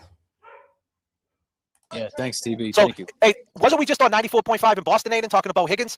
You know, when you think about all the characters in this case, right? We went up against Higgins, right? That was a crazy character. Now we're going head to head with Turtle Boy, and now they just found out, oh, by the way, they're the Boston Red Sox banner guys, and they're beefing with Turtle Boy, and Caribbean's in chat. Oh, 94.5. Morning show's going to be fun, TB. Oh, we're going to talk about you in Boston. So you can have your little Turtle Riders. We're going to have 94. We're going to be on the morning show talking all about you, how you're such a rat. You're a rat. You're a snitch. Rat bastard. You know you're a rat. You know what You know did. it. Man, I'll tell you. Jay, I'm going to have someone buddy up with someone in PC just in case his ass does. I don't want you to go to jail because I'd rather be street justice, but I'd like to see his ass go to PC, like, because that's where he's going. We're going to have to buddy up with somebody there just to touch you, maybe make you feel a little awkward because you're starting to feel too comfortable right now with all the shit you have just done and caused. You fucking rat. You could have just said, you started the show right. You started the show right, TB. You said, I don't want no drama. I don't want no super chats, no drama. And here's another thing, TB. You talk about grifting, right? Why don't you turn your super chats on your channel? You're monetized. You make money off the views, but why aren't you turning the super chats on? Because you know why? You want to control what people say. If someone sends you a cash app saying, I love JFK, you're not going to read that. But if they put it on a super chat, you have no choice but for that to glow, right? And illuminate. You can't erase that. They can't block a super chat, right? So, and you want all the money. You don't want 30% to get taken. You want all the money. Who's really grifting? You used to write blogs about people one-sided. And then your scam was, okay, I wrote a blog about you. And listen, ladies and gentlemen, this is all factual. Turtle Riders, you know this is true. He had Kate Peters working for him. Kate Peters comes from him. All right? Lindsay comes from him. The same people you're trashing is his people. That's factual shit. So he used to write blogs, and he used to say his one-sided opinion, and then say, if you want to tell your side, that was the hook, line, and sinker. If you want to tell your side tonight, you could come on the podcast and talk about it. That's what he said. And that's how he made these people come on and plead. And he used to embarrass them. He was never a journalist. He's not a journalist. He knows it. And he started leveling up. A journalist don't do what he did tonight. He's not reporting the truth. That's not the truth what happened. The fact is that we ask questions and you shut us down. Period. Kev, where you at?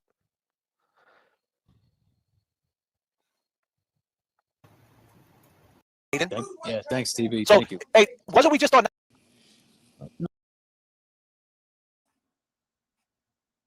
Damn it, I did it again. I went to press pause and I started it over again. Why do I do that? And Kev fell asleep. Let's see. So look at him. Look at him in all his glory, just talking about how he's not a journalist. He really thought this was the end. He really thought. And here's the thing, like, they call us a cult, right? When we are the least organized cult I've ever seen. Like, all we do is, like, talk shit and go crazy. We're like herding cats. Nobody's like organized. We don't pay attention. We get distracted. We're always late. We're silly. And we don't all agree on everything. But he viewed, so like, then why does everyone who associates with this sackless turd use the exact same script? Oh, you're just a turtle rider. You're just a cult member. You're just saying that because daddy told you to. Weird. And what? Like, they view, so like they see attacking Will, attacking Nurse Kim, attacking Melanie, attacking Ray, attacking Jimmy, attacking everyone. They view that as attacking Turtle Boy. That's cult mentality. That's cult mentality. They're like, oh, he just tells them all what to say. Have you met them? You can't tell anyone I just named what to say or not say. That's why we like them, though. Very weird words for a grown man to say, Erica. Very weird for a grown adult man to be so interested and concerned about, like, another man, let alone the way they harped on, like, him and Lindsay. Like, anybody who does that, anybody who cares about his private life, his intimate life, or partners is weird. And I always assume if you care about that, then you too want to be intimate with him and know him biblically. Just so everyone's aware of that.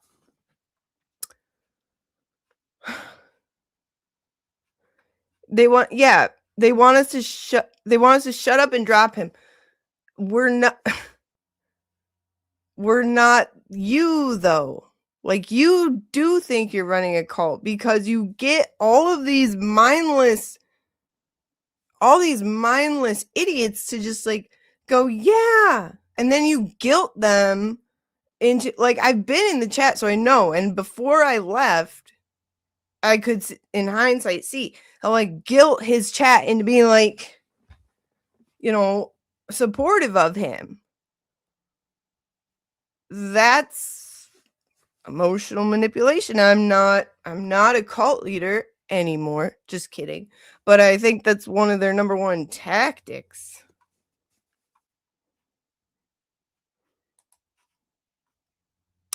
Okay, Ray, have fun. Thank you so much for being here. Don't know what I'd do without you guys. Okay, let's see. Yeah, he used to have TB in his intro.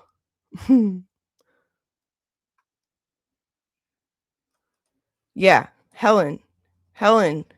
More wise words of the blind. Never click a link that Kate posted. Listen to the blind one.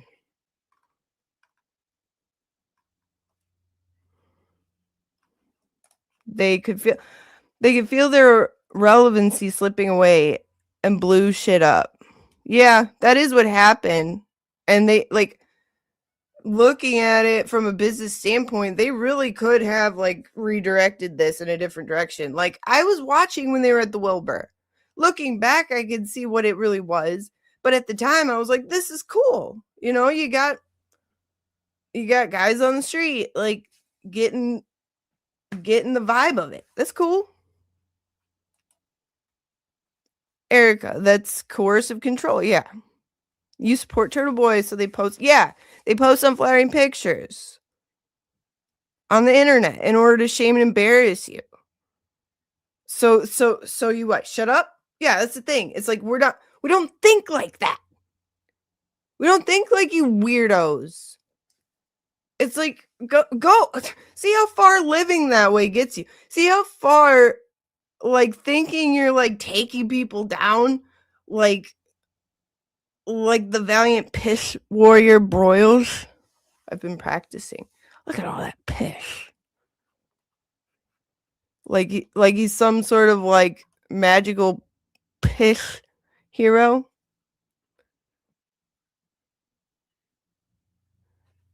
Yeah, Grammy. Randy said he should just show up uninvited to Howie Carr, and TB said, nah.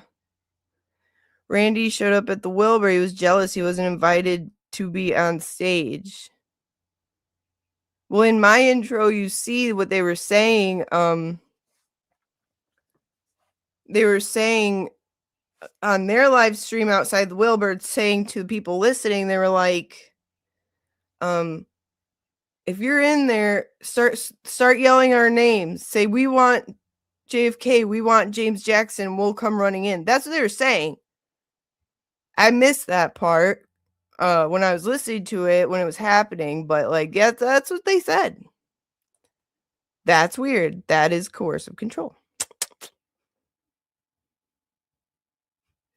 I don't either. I know Aiden said it is.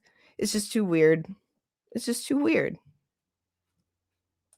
Robin, hello, welcome. They act like they represent Boston, but men from Boston their age don't dress like Malibu's most wanted. And I give Boston and I give Massachusetts as a whole. I'm never going to judge the men there based on those idiots. Like, thankfully, I know a lot of good people now from Massachusetts, and I would be horrified if I had fools like that representing my city or my state. You know what I mean? I'd be like, we don't know them. Men from Massachusetts, real men from Massachusetts don't obsess over dudes and like stalk them and take pictures of them and try to dox them and like try to get them put in jail. Just saying.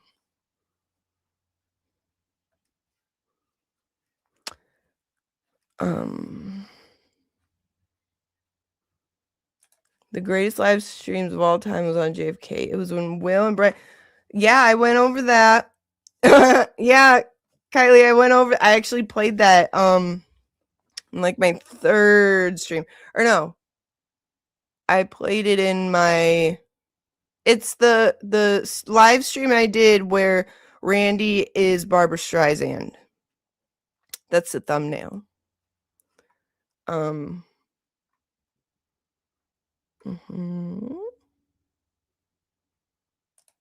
Bailey, the whole how do you know I don't talk to Karen Reed shtick is tired and lame. Who gives a fuck? Yeah, that right there was like showed everybody who wasn't stupid that they're just hacks. There's cons. Like and like Will made a good point. Like these are kind of dudes who like always have been. Like JFK, the kind of dude who would like help you out with something and then kind of like strong arm you into like lending him your car or some shit, like that kind of person.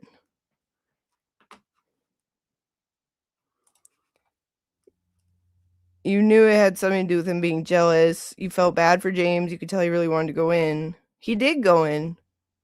I think they had to leave because like something happened. The girl he was with like spilled a drink on Betterow. That's what I heard. I'm pretty sure that's what happened.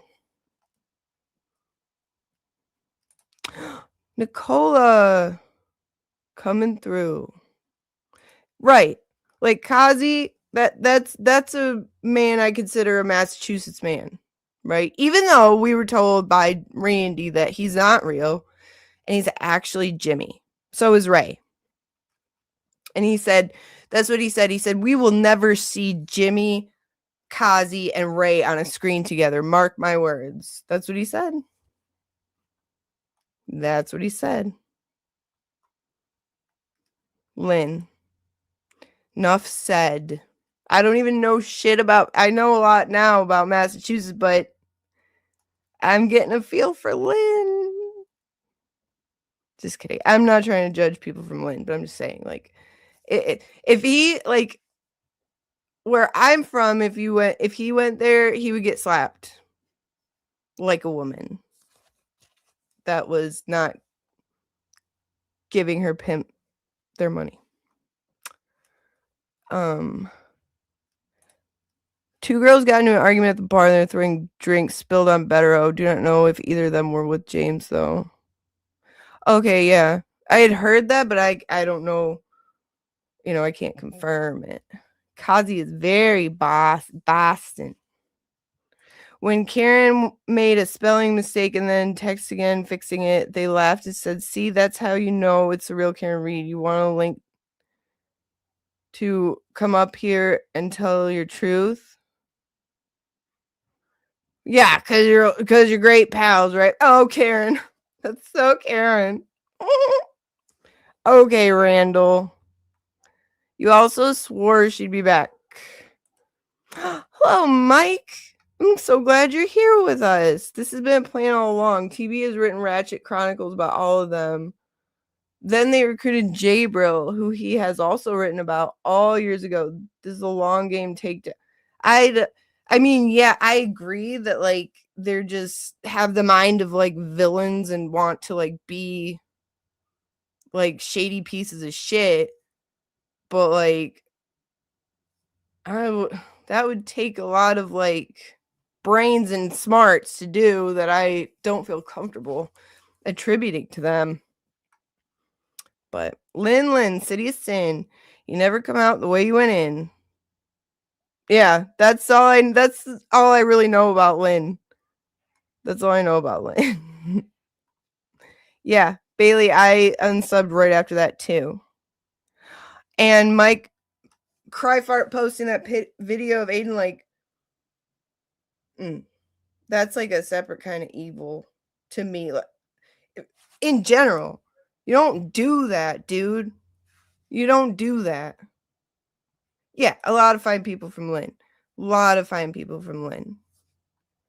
I'm sure there's a lot of fine people from Milton.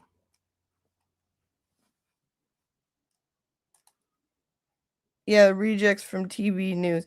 Remember, though, TB's not a journalist. According to Jabril, he stole that award.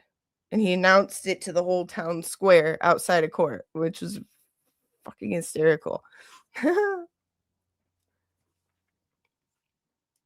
Like, he was in there, like, I guess he was in their chat or, like, friends with them or whatever, but I guess, like, correct me if I'm wrong, he recorded the incident that happened with Jigga. Rest in peace, Jigga.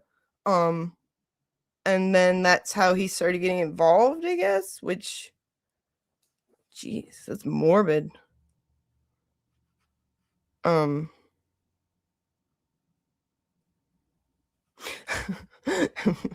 Home of the coolest house fires. Come to Lynn, Massachusetts. Yeah, he did. He brought that up. Jabril. So Jabril was when we were like when James came and spoke with Ray and like mended things with Ray, was mending things with Will and Aiden. And that was after Ray like came out and showed who he was because Meredith was being a wretched, disgusting demon creature and trying to like destroy Ray and be like a piece of shit. But that was when Ray came out and like showed everyone, okay, like, you know, I'm not gonna let this bitch have control. That was when James came and said, like, why didn't you just come on sooner? Like, and it was because Ray's like has a media career, a long one elsewhere, like in boxing and stuff, and he like didn't want to just come up as like with all of his like following he already had. He just wanted to be him without that and like be able to attract people based on his talent, which he did, and he's good at it. That's why. But anyway, I messaged Jabril. Oh no, I messaged Jabril after this was in my second to last stream. And I'm like, look, you need to understand this is while I thought we were trying to mend things, right? And I said there's serious legal implications to what you're doing in regards to that Alex freak show. And I'm trying to tell you because I don't think it's your intention. I don't think you have the same intentions as Meredith. But like there's serious legal consequences that could come from this. And while we're all trying to like put this to rest, it'll not only fire it back up, but just purely looking out, you'll get in trouble if you do that. Like you can't do that. It's illegal to spread heinous false things about people. But in this message, he even brought up his beef with Aiden, which we weren't talking about Aiden, but he brought up his beef with Aiden. And it was about him mocking him all those years ago about that article. So like, That's what they're holding on to, like scorned exes. They're in the same league as 5150.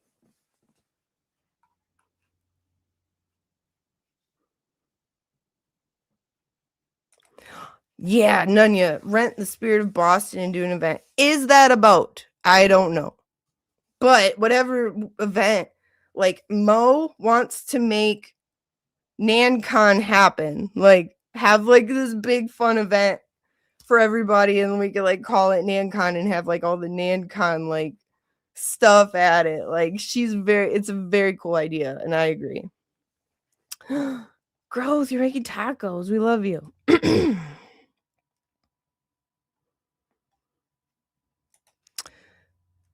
Meredith claimed she wasn't interested in a war back in October, but who else could he be talking about knowing what we know now? Are you talking about the clip I played of him calling her an idiot? It was all her. I mean, like, if JFK says it, you know it's true.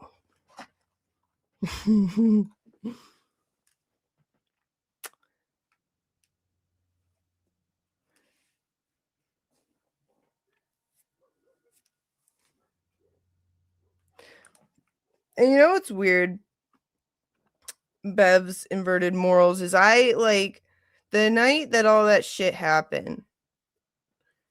I started calling JFK out. That's why he blocked me, because I was like relentless with it. Like, okay, we're waiting.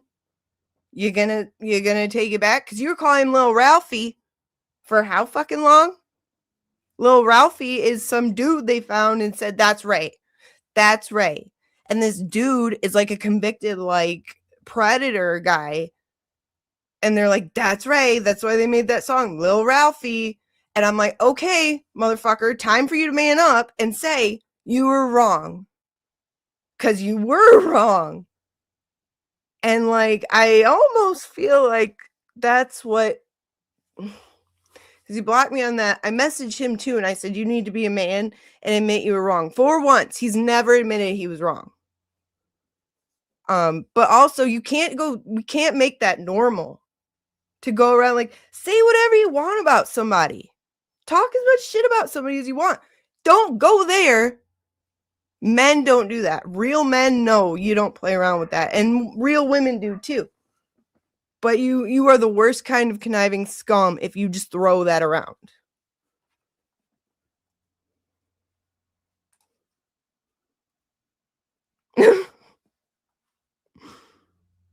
That's crazy.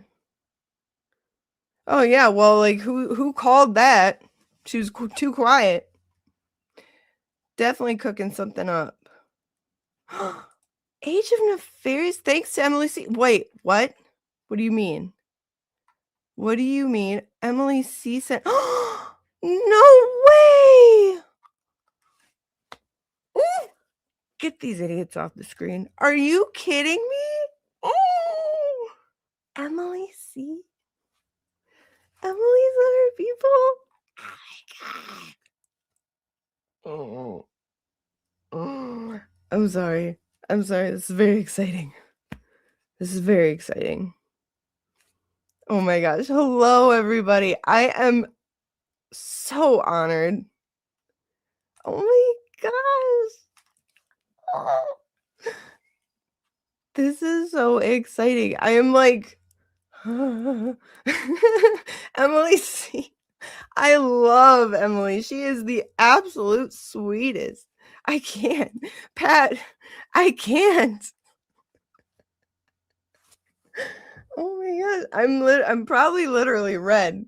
Oh my gosh, this is so exciting. She's the sweetest and just wonderful and so good at what she does. Emily, thank you. Thank you. Sea creatures, thank you. Thank you so much for being. I am so fucking happy. I can't stop smiling. Oh, I love her. I love her.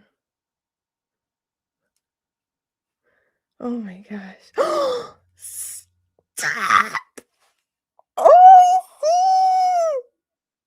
Emily, hi. I am so excited right now. Emily, you are the sweetest and best at everything. Hi, Gen X. Oh my gosh. I'm seriously, I'm just so like, we don't typically have fancy guests around these pots. I am so honored that you are here. Emily sees fake Lally Siggy. Oh my gosh, Emily, did you get the little hands? I'm gonna pee my pants if you do little hands. When you said, I cannot wait. I cannot wait. Oh, Emily, look, you would be very proud of this. Look what I did. Look at that. I made a chart. Is it inverted? Is it a Sally port? Or can you see it straightly? Is it right side? Because on mine it's flipped around. Tell me. Good. Emily, look. I made a whatever you would call this, but I did a math and I added up like all the people that those idiots on that other fundraiser were like talking shit about and saying Karen didn't need them, and figuring out exactly how many people they determined that Karen didn't need. Not Karen, but them. But yeah, I thought of you. I thought of you. The tiny hands. I so look forward to that. Because I said, like, if anybody watches It's Always Sunny in Philadelphia, he definitely looks like he practices bird law. And I think it's a chalk. No chalks. We did a chalk. So yeah, like that's messed up. Why would you it's not what our movement's about, period. When Aiden was running around for years trying to spread the word, he did not care who you were. If you wanted to join and support, good enough for me. Let's go, bud. That's how you do it. So yeah, I did a math. Didn't do it very well. The expert's here. I love your sunglasses.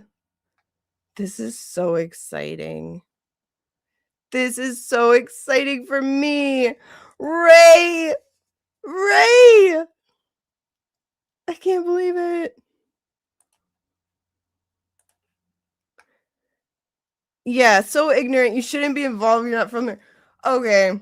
Tell me more ways of saying you don't give a shit about Karen Reed without actually saying it. Idiots. So Nina's bust up. Lovely. Yes, expert. I love your sunglasses. Where are mine? I just had them for when I put on my hat. Anyway, everybody coming in, by the way, at the top of my chat, I pinned Kelsey's defense fund link and encourage you all, because I went through earlier in my video, the battle of family court. I've been through both. I've been through criminal court as a defendant. I've been through family court for, what did we calculate? 12 years without unrepresented, and I got bulldozed. And she's dealing with a family that knows how to manipulate courts. So like, this is the biggest, most important part of her battle. So please, if you can, support her. The link is at the top. She's got to get that baby. That baby needs his mama. Someone needs to do what's best in the best interest of the child, because they're not. And they're going to come out swinging. So we need to help her swing back. And yeah, I want to show you this. This is what I pulled out too, because like this is my little girl's, or my firstborn, my 19-year-old now. This is her baby book, right? This was given to me. He held this from me until she turned 18. That's the kind of maniacal jerk we're talking about. But and what's funny is like he was so like possessive over it that he did a lot of it. But look at her. Look at that little Badoo. But yeah, she was 4 months old. He didn't give her back to me for parenting time for 2 weeks. And the judge said, who do you think you are keeping that baby from her mother? And that's the vibe we're on. But I mean, look at these little hood rats. This will tell you everything you need to know. Look at that. Look at it. Look at his ankle monitor. So there you go. There you go. But yeah, family court. It is the most important because it involves the most important thing. A child. And if it involves a party that is out for revenge and will use a child to do it, you gotta be well funded. You gotta be well supported. And so we have to keep, like, for that baby, like, Kelsey's free and we're so thankful. And if you haven't checked out the short I made for Kelsey, I cried every time I like ran through and edited it. But she's free and we're just so thankful and we thank God for that because she's a miracle. That she's even alive is a miracle. And now she's free from these assholes who are trying to use their power to like take her down. But in her heart, like she's still hurting. We're celebrating. I'm sure she's celebrating, but like that's her baby. That's like her everything. So, you know, we got to keep it in mind. We got to keep the momentum going. If you can't financially, that's fine. Prayers, please. Keep praying for her. Keep praying for Kelsey, the baby. Pray for that idiot and his family. Like, because like that's what the Bible tells us to do. So we will. But pray for the whole situation. And most of all, that like reunification happens and peace can happen for the future. Anyway, yeah, babies used as pawns is the worst. It's evil. And, you know, God's going to work that out. We know this. Look at what he's done. He didn't bring her this far just to, you know, not keep showing off. Because he's showing off big time with her. Like, I was in tears. Her whole testimony, not just because of how, like, heartbreaking it was, but also because, like, on paper, you wouldn't expect her to still be here. You know what I mean? Like, that's a miracle. And I just was, like, rejoicing at that. Like, she survived and went through all that. It's hard for me to complain now, I'll tell you that. What was I talking about? Anyway. So yeah, we were talking a bunch of trash in here. No, I'm saying anybody, man or woman that uses a baby or child as a pawn is evil. And that's why there needs to be more regulation to keep it from happening. Because it's wrong. Like, it's totally wrong. And it happens every day. Like, it happens every day. You don't end up in family court if everyone's, like, getting along. And it's like, who can be the most manipulative? You know? It happens every day to men. It happens every day to women. We know about this because of the horrific things that coincide with it, like of what happened to Kelsey. Like, that's why we know about it, but it happens every day to all parents.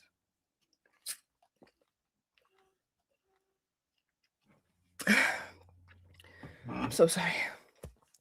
My heart's racing because I got too excited about Emily. Okay. So as we were saying, before, back to talking trash. And those of you who are like not, you know, we're gonna talk trash. Just let you know. It's okay. Yeah. God saved her twice. Yeah, God saved her twice. And that's the type of thing that makes me emotional, because I'm just like, when I see somebody who is an example of like what God can do in such a powerful way, it just like hits me so hard. Like he did that for me. He did that for me. Like I was telling when I told you guys about like when I was like the day I got raided and I went to jail for doing meth. That's the first time in my life I ever had ideations, because meth is the devil. And like really was telling, you know, making the plan to do it. And then the raid team broke down my door. That was God. Then they took me to jail and I had to sit there and I had to fall on my knees and cry out for help, because I lost anything I had in life. And then and God saved me. And like I felt freer than I ever did when I like just gave it all over to him. And yeah, he saved her. He kept her alive twice. That's something to be talked about and rejoiced about.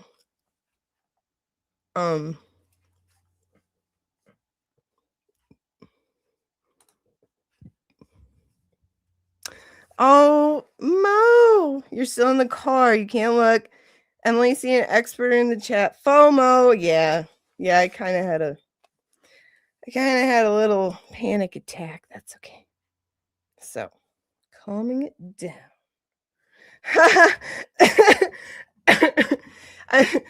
I can't.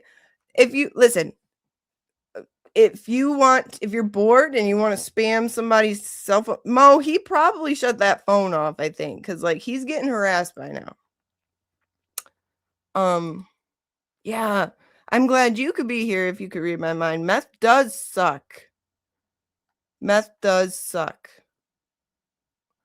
And that was 11 years ago. And I give all glory to God because he did it.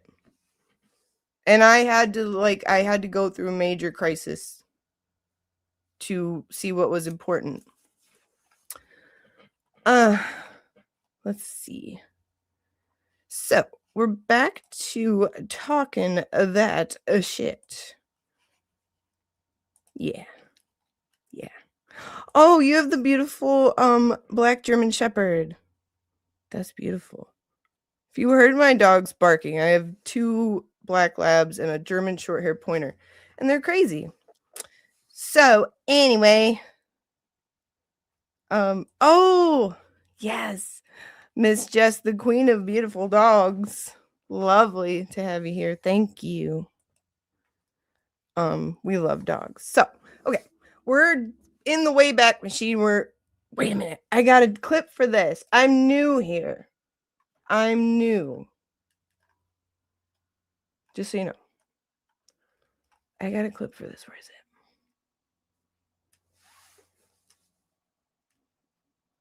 I did all these sound effects and then I forgot.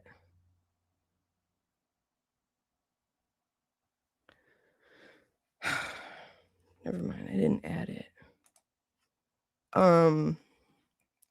What we're talking about here, the whole point of it, and I go in all different directions, is that how this all started. Like, we don't, we have people just coming on and like seeing the state of things, which is improving, and I'm thankful for it. But it's like, how did we get to where you have free Karen Reed folks in cahoots with anti-Karen Reed folks, and those FKR folks railing against Aiden and teaming up with antis are like saying they're railing against Aiden because they support Karen Reed.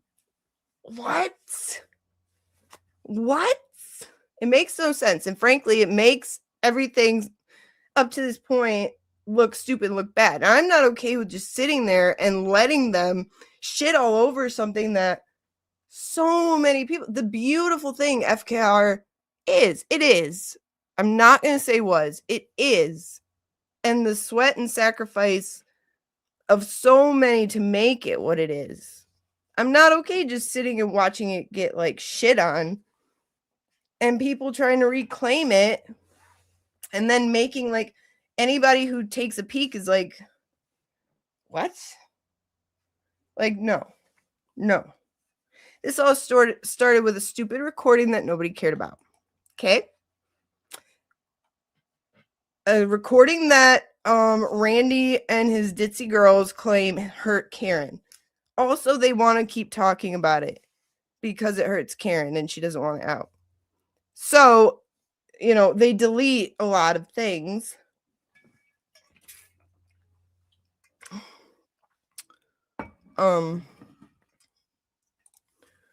Nona, first time visiting, 43 years. 2 months ago, heroin had me ready to end my life. All glory to God that I am still here. I have my husband, my children, now my grandchildren. I have life. Oh my gosh, you're going to make me cry. I'm so incredibly happy for you. Like, that's the most beautiful thing. I love hearing that. And that's the kind of thing, like, gives people hope. There's people still struggling, and that's why I love hearing those stories and like sharing them far and wide, because it's like I never would have thought I'd be a decent member of society ever in my life. I said I'll never live without drugs. I never tried to live without alcohol, so I didn't even consider if I could or not. I just always had alcohol. But I said, literally, I'll never be a person that can't use drugs every day. I got to use drugs, some drug every day, or I wouldn't be able to live. So people who still in that struggle need to hear those stories, Nona. Thank you so much for sharing. Thank you, Joy. I'll run just like Justin from Pain Pill. Yeah, I couldn't stop making short videos of Justin running with the various soundtracks laid to him. You think it was, listen, hang on there.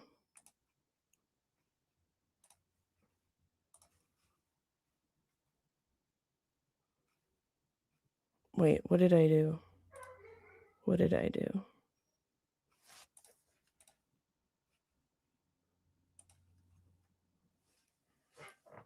Did someone say plan?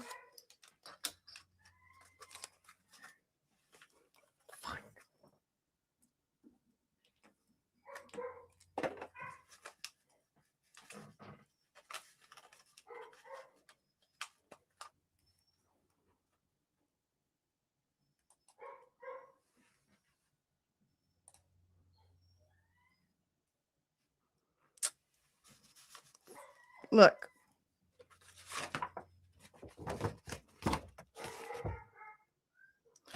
I don't know what to think when I see somebody gallivanting with evicted tragedies and hosting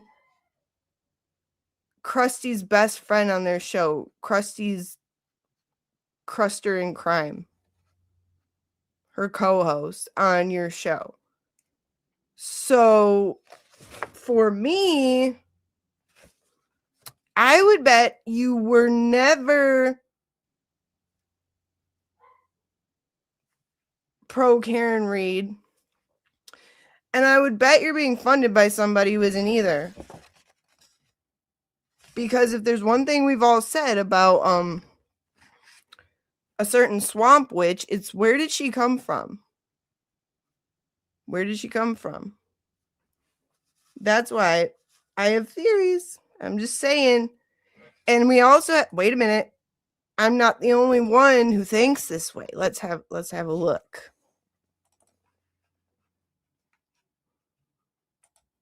I got a lot of backlash. Now they're using a soundbite on Twitter to say, why would Damn it. Hang on. you said da da da and you said this and you said that? No, there's no context. You guys don't even know what it's like to have an imagination. You don't even know what it's like to think outside the box. I seen the court in the Massachusetts do creative things to get people away from charges. I seen them or get people hitched onto charges. I seen them get creative. I seen it with myself and I seen it with my friends. They will get creative. They will find a way to make a law stick, or they will find a way to get around the law.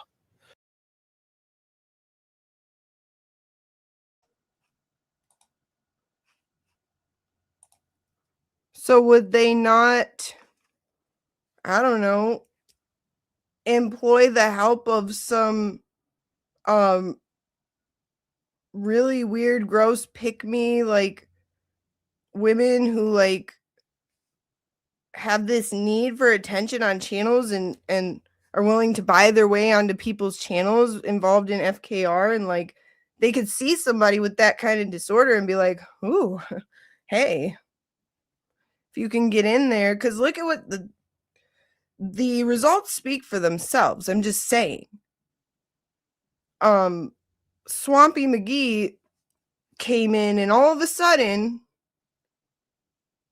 we're gonna just like start shitting Giardia on everybody that we come across. In FKR, you're going for the throat, going for Aiden first over a nothing, and then you're going at Mazza, you're going at Betero, you're going at Baker, you're going at Emily, you're going at Jimmy, Will, Nurse Kim. I mean, that's somebody who is trying to destroy Free Karen Reed. And who does that help? Who does that help? I got a lot of backlash. Now they're using a soundbite on Twitter to say, why would Karen like you when you said da da da and you said this and you said that? No, there's no context. You guys don't even know what it's like to have an imagination. You don't even know what it's like to think outside the box. I seen the court in the Massachusetts do creative things to get people away from charges. I seen them or get people hitched onto charges. I seen them get creative. I seen it with myself and I seen it with my friends. They will get creative. They will find a way to make a law stick, or they will find a way to get around the law.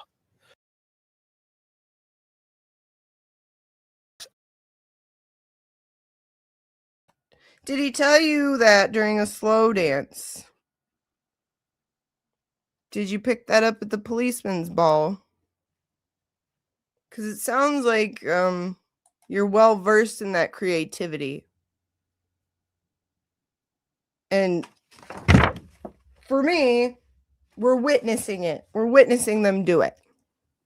Because Norfolk County ain't nothing if not creative. The most creative, but in the worst way. So, anyway, so we're going over that. We're letting people remember why we got here, and basically showing you why, one, you should not ever do what Randy did.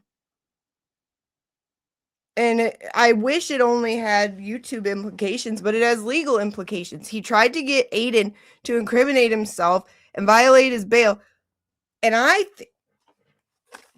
think that everything that the Commonwealth is doing, all their creative little shit shows they got going, Kazi being a man of advanced years and like postponing all these hearings and like just not responding, and then you got shit pushed out. Guess what? He's still like, all of that is because like they just praying something sticks. These evil shitheads would be happy. They don't even care if it's not a valid reason, but they just want him to get put in jail. They just want something, anything to violate him and get him put in jail. Anything. And that's what I'm saying. The very first time Kazi did not respond, and we're like, what the fuck? What are you doing? And he just didn't.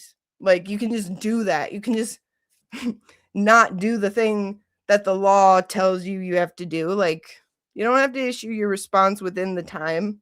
Nah, it's cool. Yeah, I'm talking to you. I'm talking to you. You can just do whatever, right? Unless you're Aiden or Karen or Kelsey.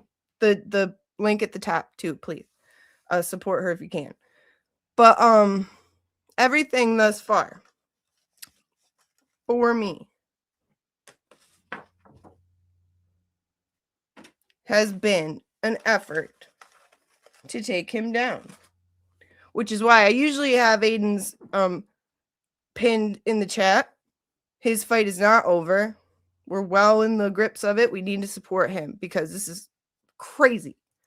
Absolutely crazy. I've never seen anything like it. And I believe experts been learning about it from Emily. Thank you, Emily. I've enjoyed that very much. It's a great way to catch everybody up. Because I tried to tell somebody, I'm in Michigan, right? I tried to tell somebody about it because my friend is going to school to be a paralegal. And she started talking to me about motions, and I was like, what? Like, my ears perked up. I'm like, tell me more. Because I'm like, they all know. I made them all watch Karen's Verdict with me. And they knew about only what I'd told them and ranted about for years and, like, wouldn't shut up about. And, like, I made everybody stop working and, like, watch with me while I, like, cried and jumped up and down and, like, screamed. But, so they know I'm, like, big into court stuff. And she's telling me about these cases. I'm like big cases elsewhere. I said, have you ever heard of Karen Reed? And she said, no. I'm like, oh. Well, you're gonna, or you should. And then she's like, tell me about it. Worst decision ever. Don't ask me that, because that you don't tell me you have to be somewhere in like 10 minutes and ask me that. Like, don't do that, because then I'm just like, there's so much more, but like, wait, we gotta start here. Wait, we gotta start here. Okay, wait, we gotta go back. We gotta go back. Like, it's just impossible. That's why, like, I'm so grateful for Emily teaching the expert. Like, it's just great to see. And she's a great teacher. And microdots. I always point everyone to microdots. I'm like, just watch this. I made my family sit and watch microdots. Because, like, I would be, like, ranting about it and telling him, no, you don't understand. You don't understand. It was a Boston cop's house. It was on his yard. And then they'd be like, what? So I'm like, no. So watch. I made my family sit and watch microdots. Like, I was painting something in the living room. And I'm like, all right, sit down. We're going to watch. And I had my remote. And I stayed by the TV. And I'm like, okay, you see that there? Yep. Okay. So this person is that. And like, thank you, microdots. You're a huge help for that.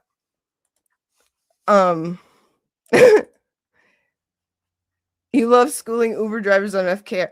That's talent then. If it's in a ride, in the span of a ride in a car, I commend you. Yes, the pinned post has Kelsey's link, and the biggest fight is ahead of her. Fuck. Oh my god. Oh my god. Oh my god.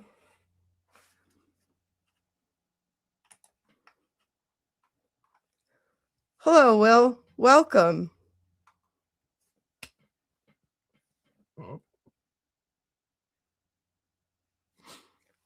It's so good. It's so good to see you. I am so glad you're here. One moment.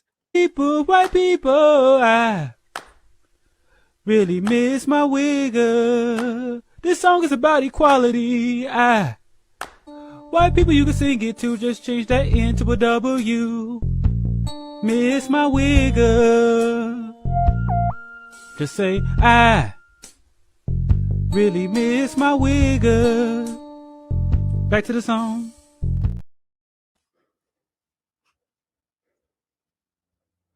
From your heart, filling every part.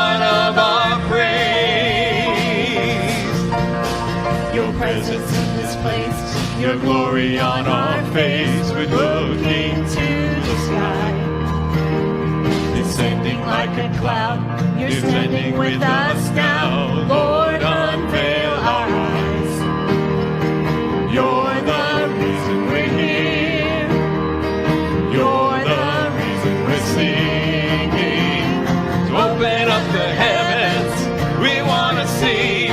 Open up the floodgates, a mighty river flowing from your heart, filling every part of our praise.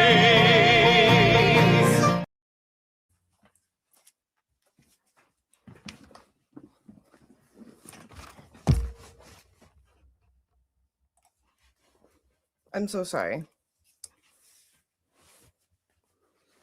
I'm so sorry. I'm so sorry. I needed to regulate. So sorry. Anyway, I'm very honored to have you here, Will. And it's only fitting because, oh God, I don't need to be wearing a pointed hood. It's the last thing we need. It's fitting because this is about you. If I could get to the point, I'm very, very happy to have you here. Well, but it's like going back to our roots. And like I said in my description, those who forget history are doomed to repeat it. Like, he should look at what he's done. We should put his nose in it. I'm sorry. I can't fucking breathe. Anyway, I'll get better at this. I will. I am overwhelmed. Very overwhelmed. So, okay. So here we go. Oh, thank you, Maureen. Thank you so much, Linder. Hello. I am so, yes. The glare is the OG. That's why we call him the OG. Without Will, we would have no Ray. Because Ray saw what happened to Will, and Ray said, no. Thank you, pretty. A shark. It can be whatever you want it to be. It's my thermos. So. Okay, I have to be. Oh, next witness. Oh, I love next witness. You made me cry. The best of 2025 video you did. I got choked up during that. But you do amazing work. Thank you. I'm your spirit animal. Oh, thank you so much. Yeah, I'm a mess. So. Oh, be careful. Kylie, you're on Randall Road. If you hear whispers and then you hear like a clown horn, run. So what we're doing, as we were going over how, Randy on October 27th, he was so sure of himself. He was so sure that like this was it for him. Down with TB. Like, you need better strategy, dude, because like he was just saying shit, hoping it would stick. And we went over this before. Like, I'm a huge history buff. I love World War II, like learning about World War II the most. Like, and I love movies and stuff, but no screen adaptation of World War II has ever done it justice for me, because the story itself is the greatest story ever told. Anyway, I can't get into that again, but my point is that being a history buff and being a World War II buff, this came to mind for me. Well, wait, where'd I go? There you go. Okay. This was a technique used in Germany by Joseph Goebbels. He was a propaganda minister, but it's not exclusive to that. It's used in political campaigns. It's used everywhere. When the core concept that a lie so colossal is more believable than a small one, as most people would not believe someone would have the audacity to distort the truth so infamously. Normal people, most normal people, and I doubt, like, I'm not saying that there's any fucking strategy in Randy's brain, but I'm saying, like, that's kind of what he's doing, just saying stuff, and that's called having no principles. First of all, no tegrity, because giving no thought to whether what you're saying is true is really, really cowardly and really, like, it's really low character for somebody to be that way. It's like, and I love Jordan Peterson. One of his rules is tell the truth or at least don't lie. That's in his 12 rules for life. But Randy's the opposite, right? He's just like, I'm just gonna throw shit out there, and like someone's gonna believe it. Someone drunk in the chat's gonna believe it and go off and pay $20 to accuse Will of stuff in Will's channel. We've seen it multiple times. So yeah, I don't like hypocrisy. That's why I left. So we're going over this video from the archives. It was deleted, but I have it, and he deleted it for a reason, because he said all wrong things. It's very embarrassing. So let's have a lookie. I definitely got to check on him. Oblivious. Kev, what's up? Kev, you all right? What's going on, Kev? There's something wrong with you. Is a turtle boy in your backyard? I'm gonna kick him and see if he realizes it. Maybe he's trying to talk. I don't know what he's trying to do, man. All I know. Let me just say this. So that's what he used to do. He was a one-sided dude, and he's back to his old antics. He went backwards. Listen, a movement is something that moves forward, right? A movement is something that moves forward, right? And he's giving us all the pushback. He's talking about Aiden, by the way. Karen Reed is free, but now we got to free her again from Turtle Boy, right? So basically, like, that's always looming over our head, what he's going to do next. It's like that's what he does. He calls himself the Intimidator. He thinks that shit works. That shit don't work. You know what I mean? You're not doing that no more. It's over. That's exactly what he does, man. He tries to intimidate people. And I hate to say this, but he does this with, I don't hate to say this because you know it's true. You do it with any female in your presence. You do it with any female you have pillow talk with. You do it with any female that you try to help. You're not, CB, you're a fraud, man. And I don't care. I'll go the rest of my life making sure your life is uncomfortable. And that's no threat. That's just saying whether I got to tell people. Take it how you want to get it, bro. Take it how you want to take it. Take it how the fuck you want to take it. But all I know is, come Halloween, I haven't picked up my costume yet. I don't know, Jay. What were you thinking for Halloween? Any ideas? Because I know we're gonna be having a party, but I heard there's a Halloween party in Malden, and you know, I know a lot of people are going. They're from Malden, so I just try to throw them ideas what they should wear. But no, who knows? Well, let me just say this, man. Right, with all that shit, that's whatever, man. That's just all banter, man. Right. What's that? What's that? What's up, man? What did that mean, James? What did that mean? Notice how Randy was trying to be like, stop it.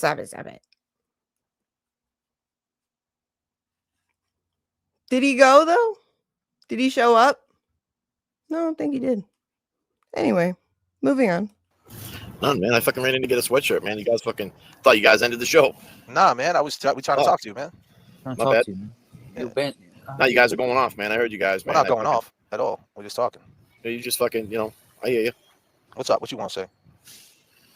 You know, I mean, it's just a shame that it's fucking, you know, that we're seeing this shit, you know, because like I said, man, the other night, man, we come up here and we speak on things, man. We try to find the truth and shit. And you know, it's like investigative work, man. You know, what's crazy is that, you know, I think what's different about this panel is that, you know, we all talk to each other. You know, we're close. You know Hold what I'm up, saying? I'm sorry, Kevin, real quick. JB Cool. I've seen you in 3 chats today, just dipped in and out of me doing my shit all day. What the fuck is wrong with you? I don't know if you're a man or a woman, but you've been in 3 chats the whole time that creator was live. So you went from, what the hell do you do with your days, man? You jump from chat to chat to chat to defend people you don't know? Man, someone who got a wrench right now, I can't, just kick this fuck. I'm tired of seeing J. Coop. Kick this. Yo, get him out, Jay. Get this J. Coop person out, please. I'm tired of looking. He's gone. He's out of there. Tell him. Listen, you got to understand something, right? You know, what happens is, you know, we're not up. We knew what was going to happen. It's the level of respect for someone who sold out the Wilbur, for someone who raised $150,000 or $1 million for Karen Reed, whatever he was saying today. This is a guy who did all these amazing things, but yet he just won't admit when he's wrong. He just won't say he's sorry to Karen. You recorded Karen, you showed your little friends, and that is wrong. Just admit you're fucking wrong. And life goes on. Instead, you try to trash us and say that we're creating the drama. No, you try to shut us up. It's supposed to be a movement. Just admit it. Just admit it.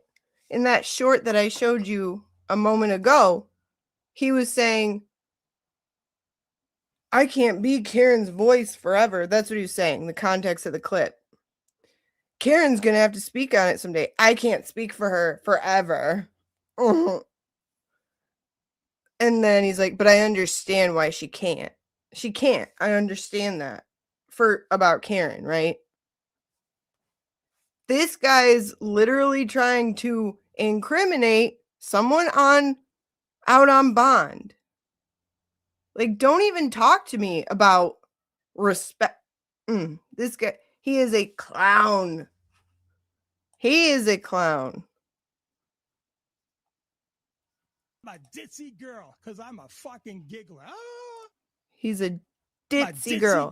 Because I'm a fucking giggler. Ah! And he has ditzy girl syndrome,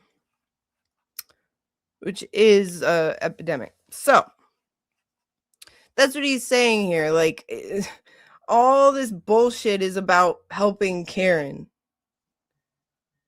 She showed up one time in the chat. I know Aiden said it was her. Okay. I don't believe that. I don't believe that. Because Karen's smart. Like I said, the numbers don't lie. You know, and I don't know her, but like I don't feel like whatever. That's neither here nor there. But if the day comes when it's revealed that it wasn't her, I'm gonna say yes. I'm gonna say I told you so. Anyway, I could be wrong. I don't know. Movement moves. You pushing it back. It's never going to move as long as you're at the head of it. So the movement is a crutch. You guys could try to tell people, oh, we're just trying to find justice. All you want to do is talk about your case. The way I hear it, bro, I heard your lawyers are ready to quit. Yep. That's what I heard, my dude. I heard your lawyers are ready to hang it up. Your lawyers don't even want to fuck with you, TB. They're sick of you, bro. Yep, that's a fact, Jay. That's a fact. Truth. And they're tired of fucking with you, man. You don't know the laws and the courts and how this shit. That's a fact. That's a fact. That's a fact. Okay? Works, TB. Welcome to the court system. Your ass will get dropped by these lawyers. They don't care. You think you giving them money? You think because Glare raised 20 G's for Karen that he gets respected for nothing? Man, listen. Disrespect overweighs respect. But what did he get though? What he get? What he get out of it? He's got a Dodge Challenger. He's got a Dodge Challenger outside. What did TB get out of it? Because you know he had to go through TB and say, well, you found out this movement, TB, so I'm gonna give you some money too. Because that's how these guys do it, and they make everybody think that the 20 G's went to Karen. So you want to call us grifted? Let's call a spade a spade. Hey, man. the Glare, James Jackson, you're in the chat, the Glare. That's cool, brother. Hey, let's hear what he got to say. James Jackson, didn't you call JFK a degenerate on the way out of the encore after the Fu Manchu? Yeah, No, definitely. Even if you did, a that's banter, bro. degenerate. But JFK, you know, do I use that word? Hold on. Do I use the word degenerate? Hold on a second. But even if he did in a casino, everybody knows JFK could turn into a degenerate, bro. What you mean? I gamble, bro. It could get ugly. It's a vice, man. I don't give a fuck about that. What you mean, man? See, you don't know about banter. See, hold on a second, cuz. Let's please. Don't let this clown do that. Then at the end of the day, Glare, what you got to understand is, right? Did Karen Reed, since you're in the chat, did you talk to Karen Reed?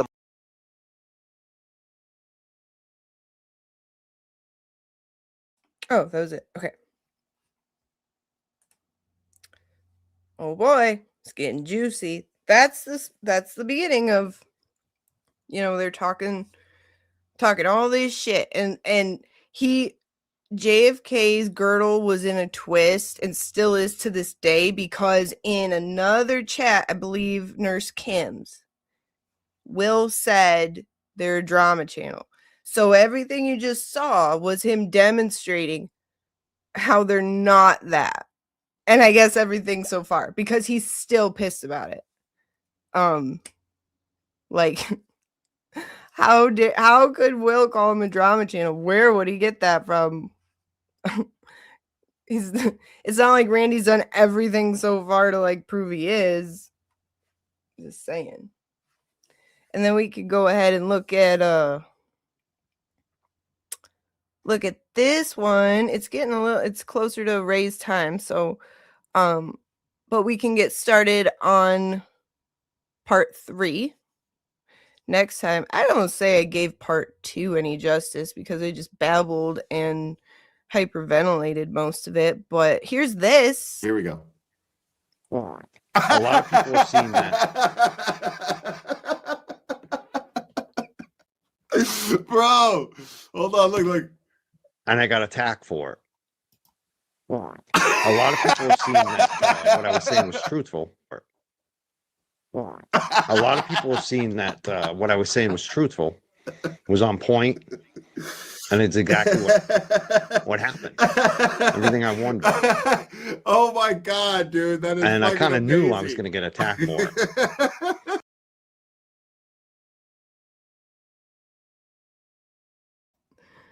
And that's why we do this, folks. That's why we're here. Okay? Never forget. Get out of here. Never forget.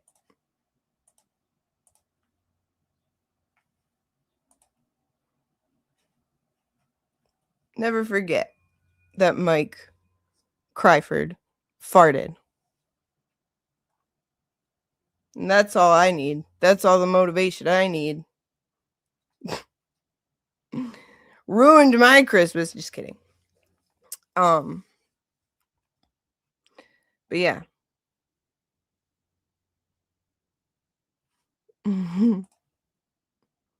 Yeah.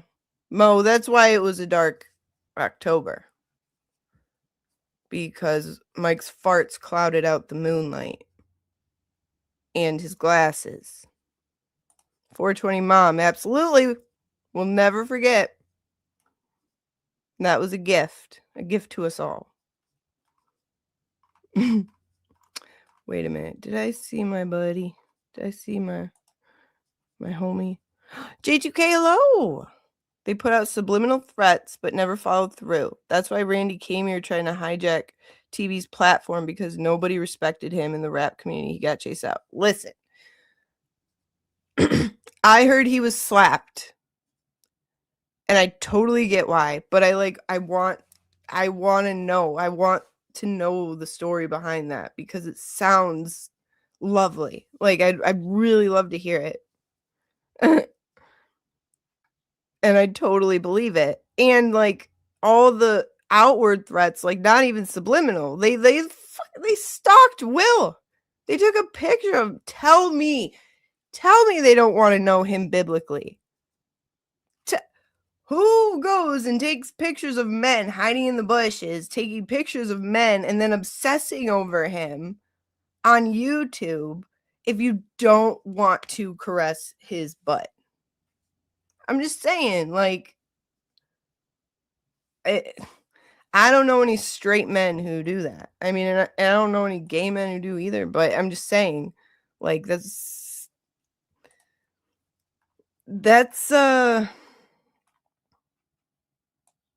Why are you gay? That's all I'm saying. You are gay. That's all I'm saying. Not that there's anything wrong with that. Live your truth journey. Maybe you wouldn't be so grumpy. Yeah, he literally said there's no cameras in the locker room.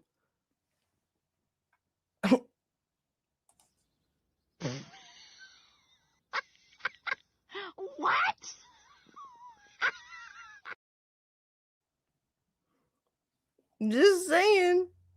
You are gay.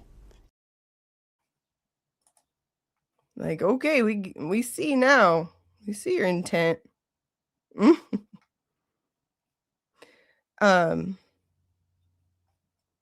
Brave fart. Yeah.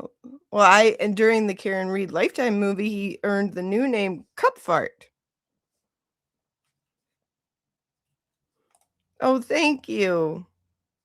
I have so many more clips to add, but then I don't. Because there's really no excuse.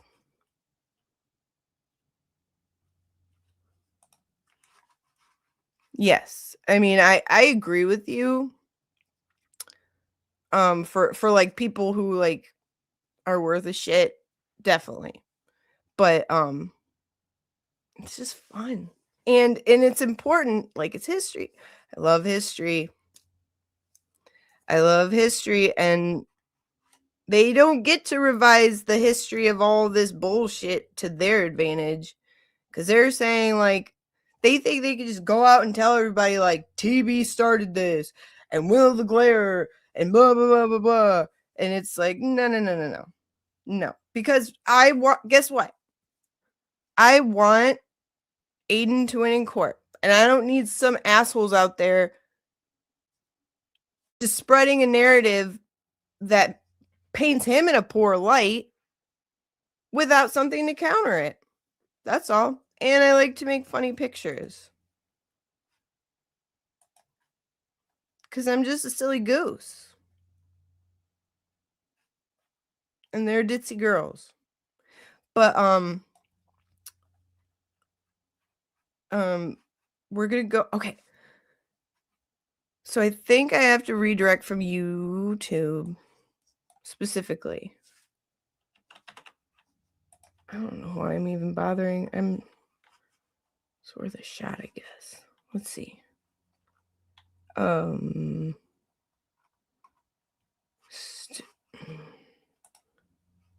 am so, like, Jimmy's so sweet to redirect to me today and get me panicking in the car. That was so sweet. And Emily C. So sweet. Absolutely lovely. Thank you so much. Let's see. Because I want to redirect to Ray. But if not, we can just do a pretend one. We did great last time. We did great. Everybody worked together and said, like, Mary B. Raid. And we totally pretended I did. And they believed it. Tomb Raid, because the other Mary B, Tomb, Tomb Raid. Lefty Lowes called me that. Tomb. I was like, what the fuck is tomb? Let's see.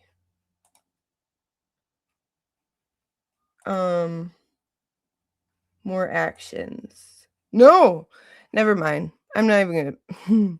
Okay, we could do a fake redirect to Ray and say Mary B. Raid, and we could all, like, be like, wow, she did it, Tommy, right?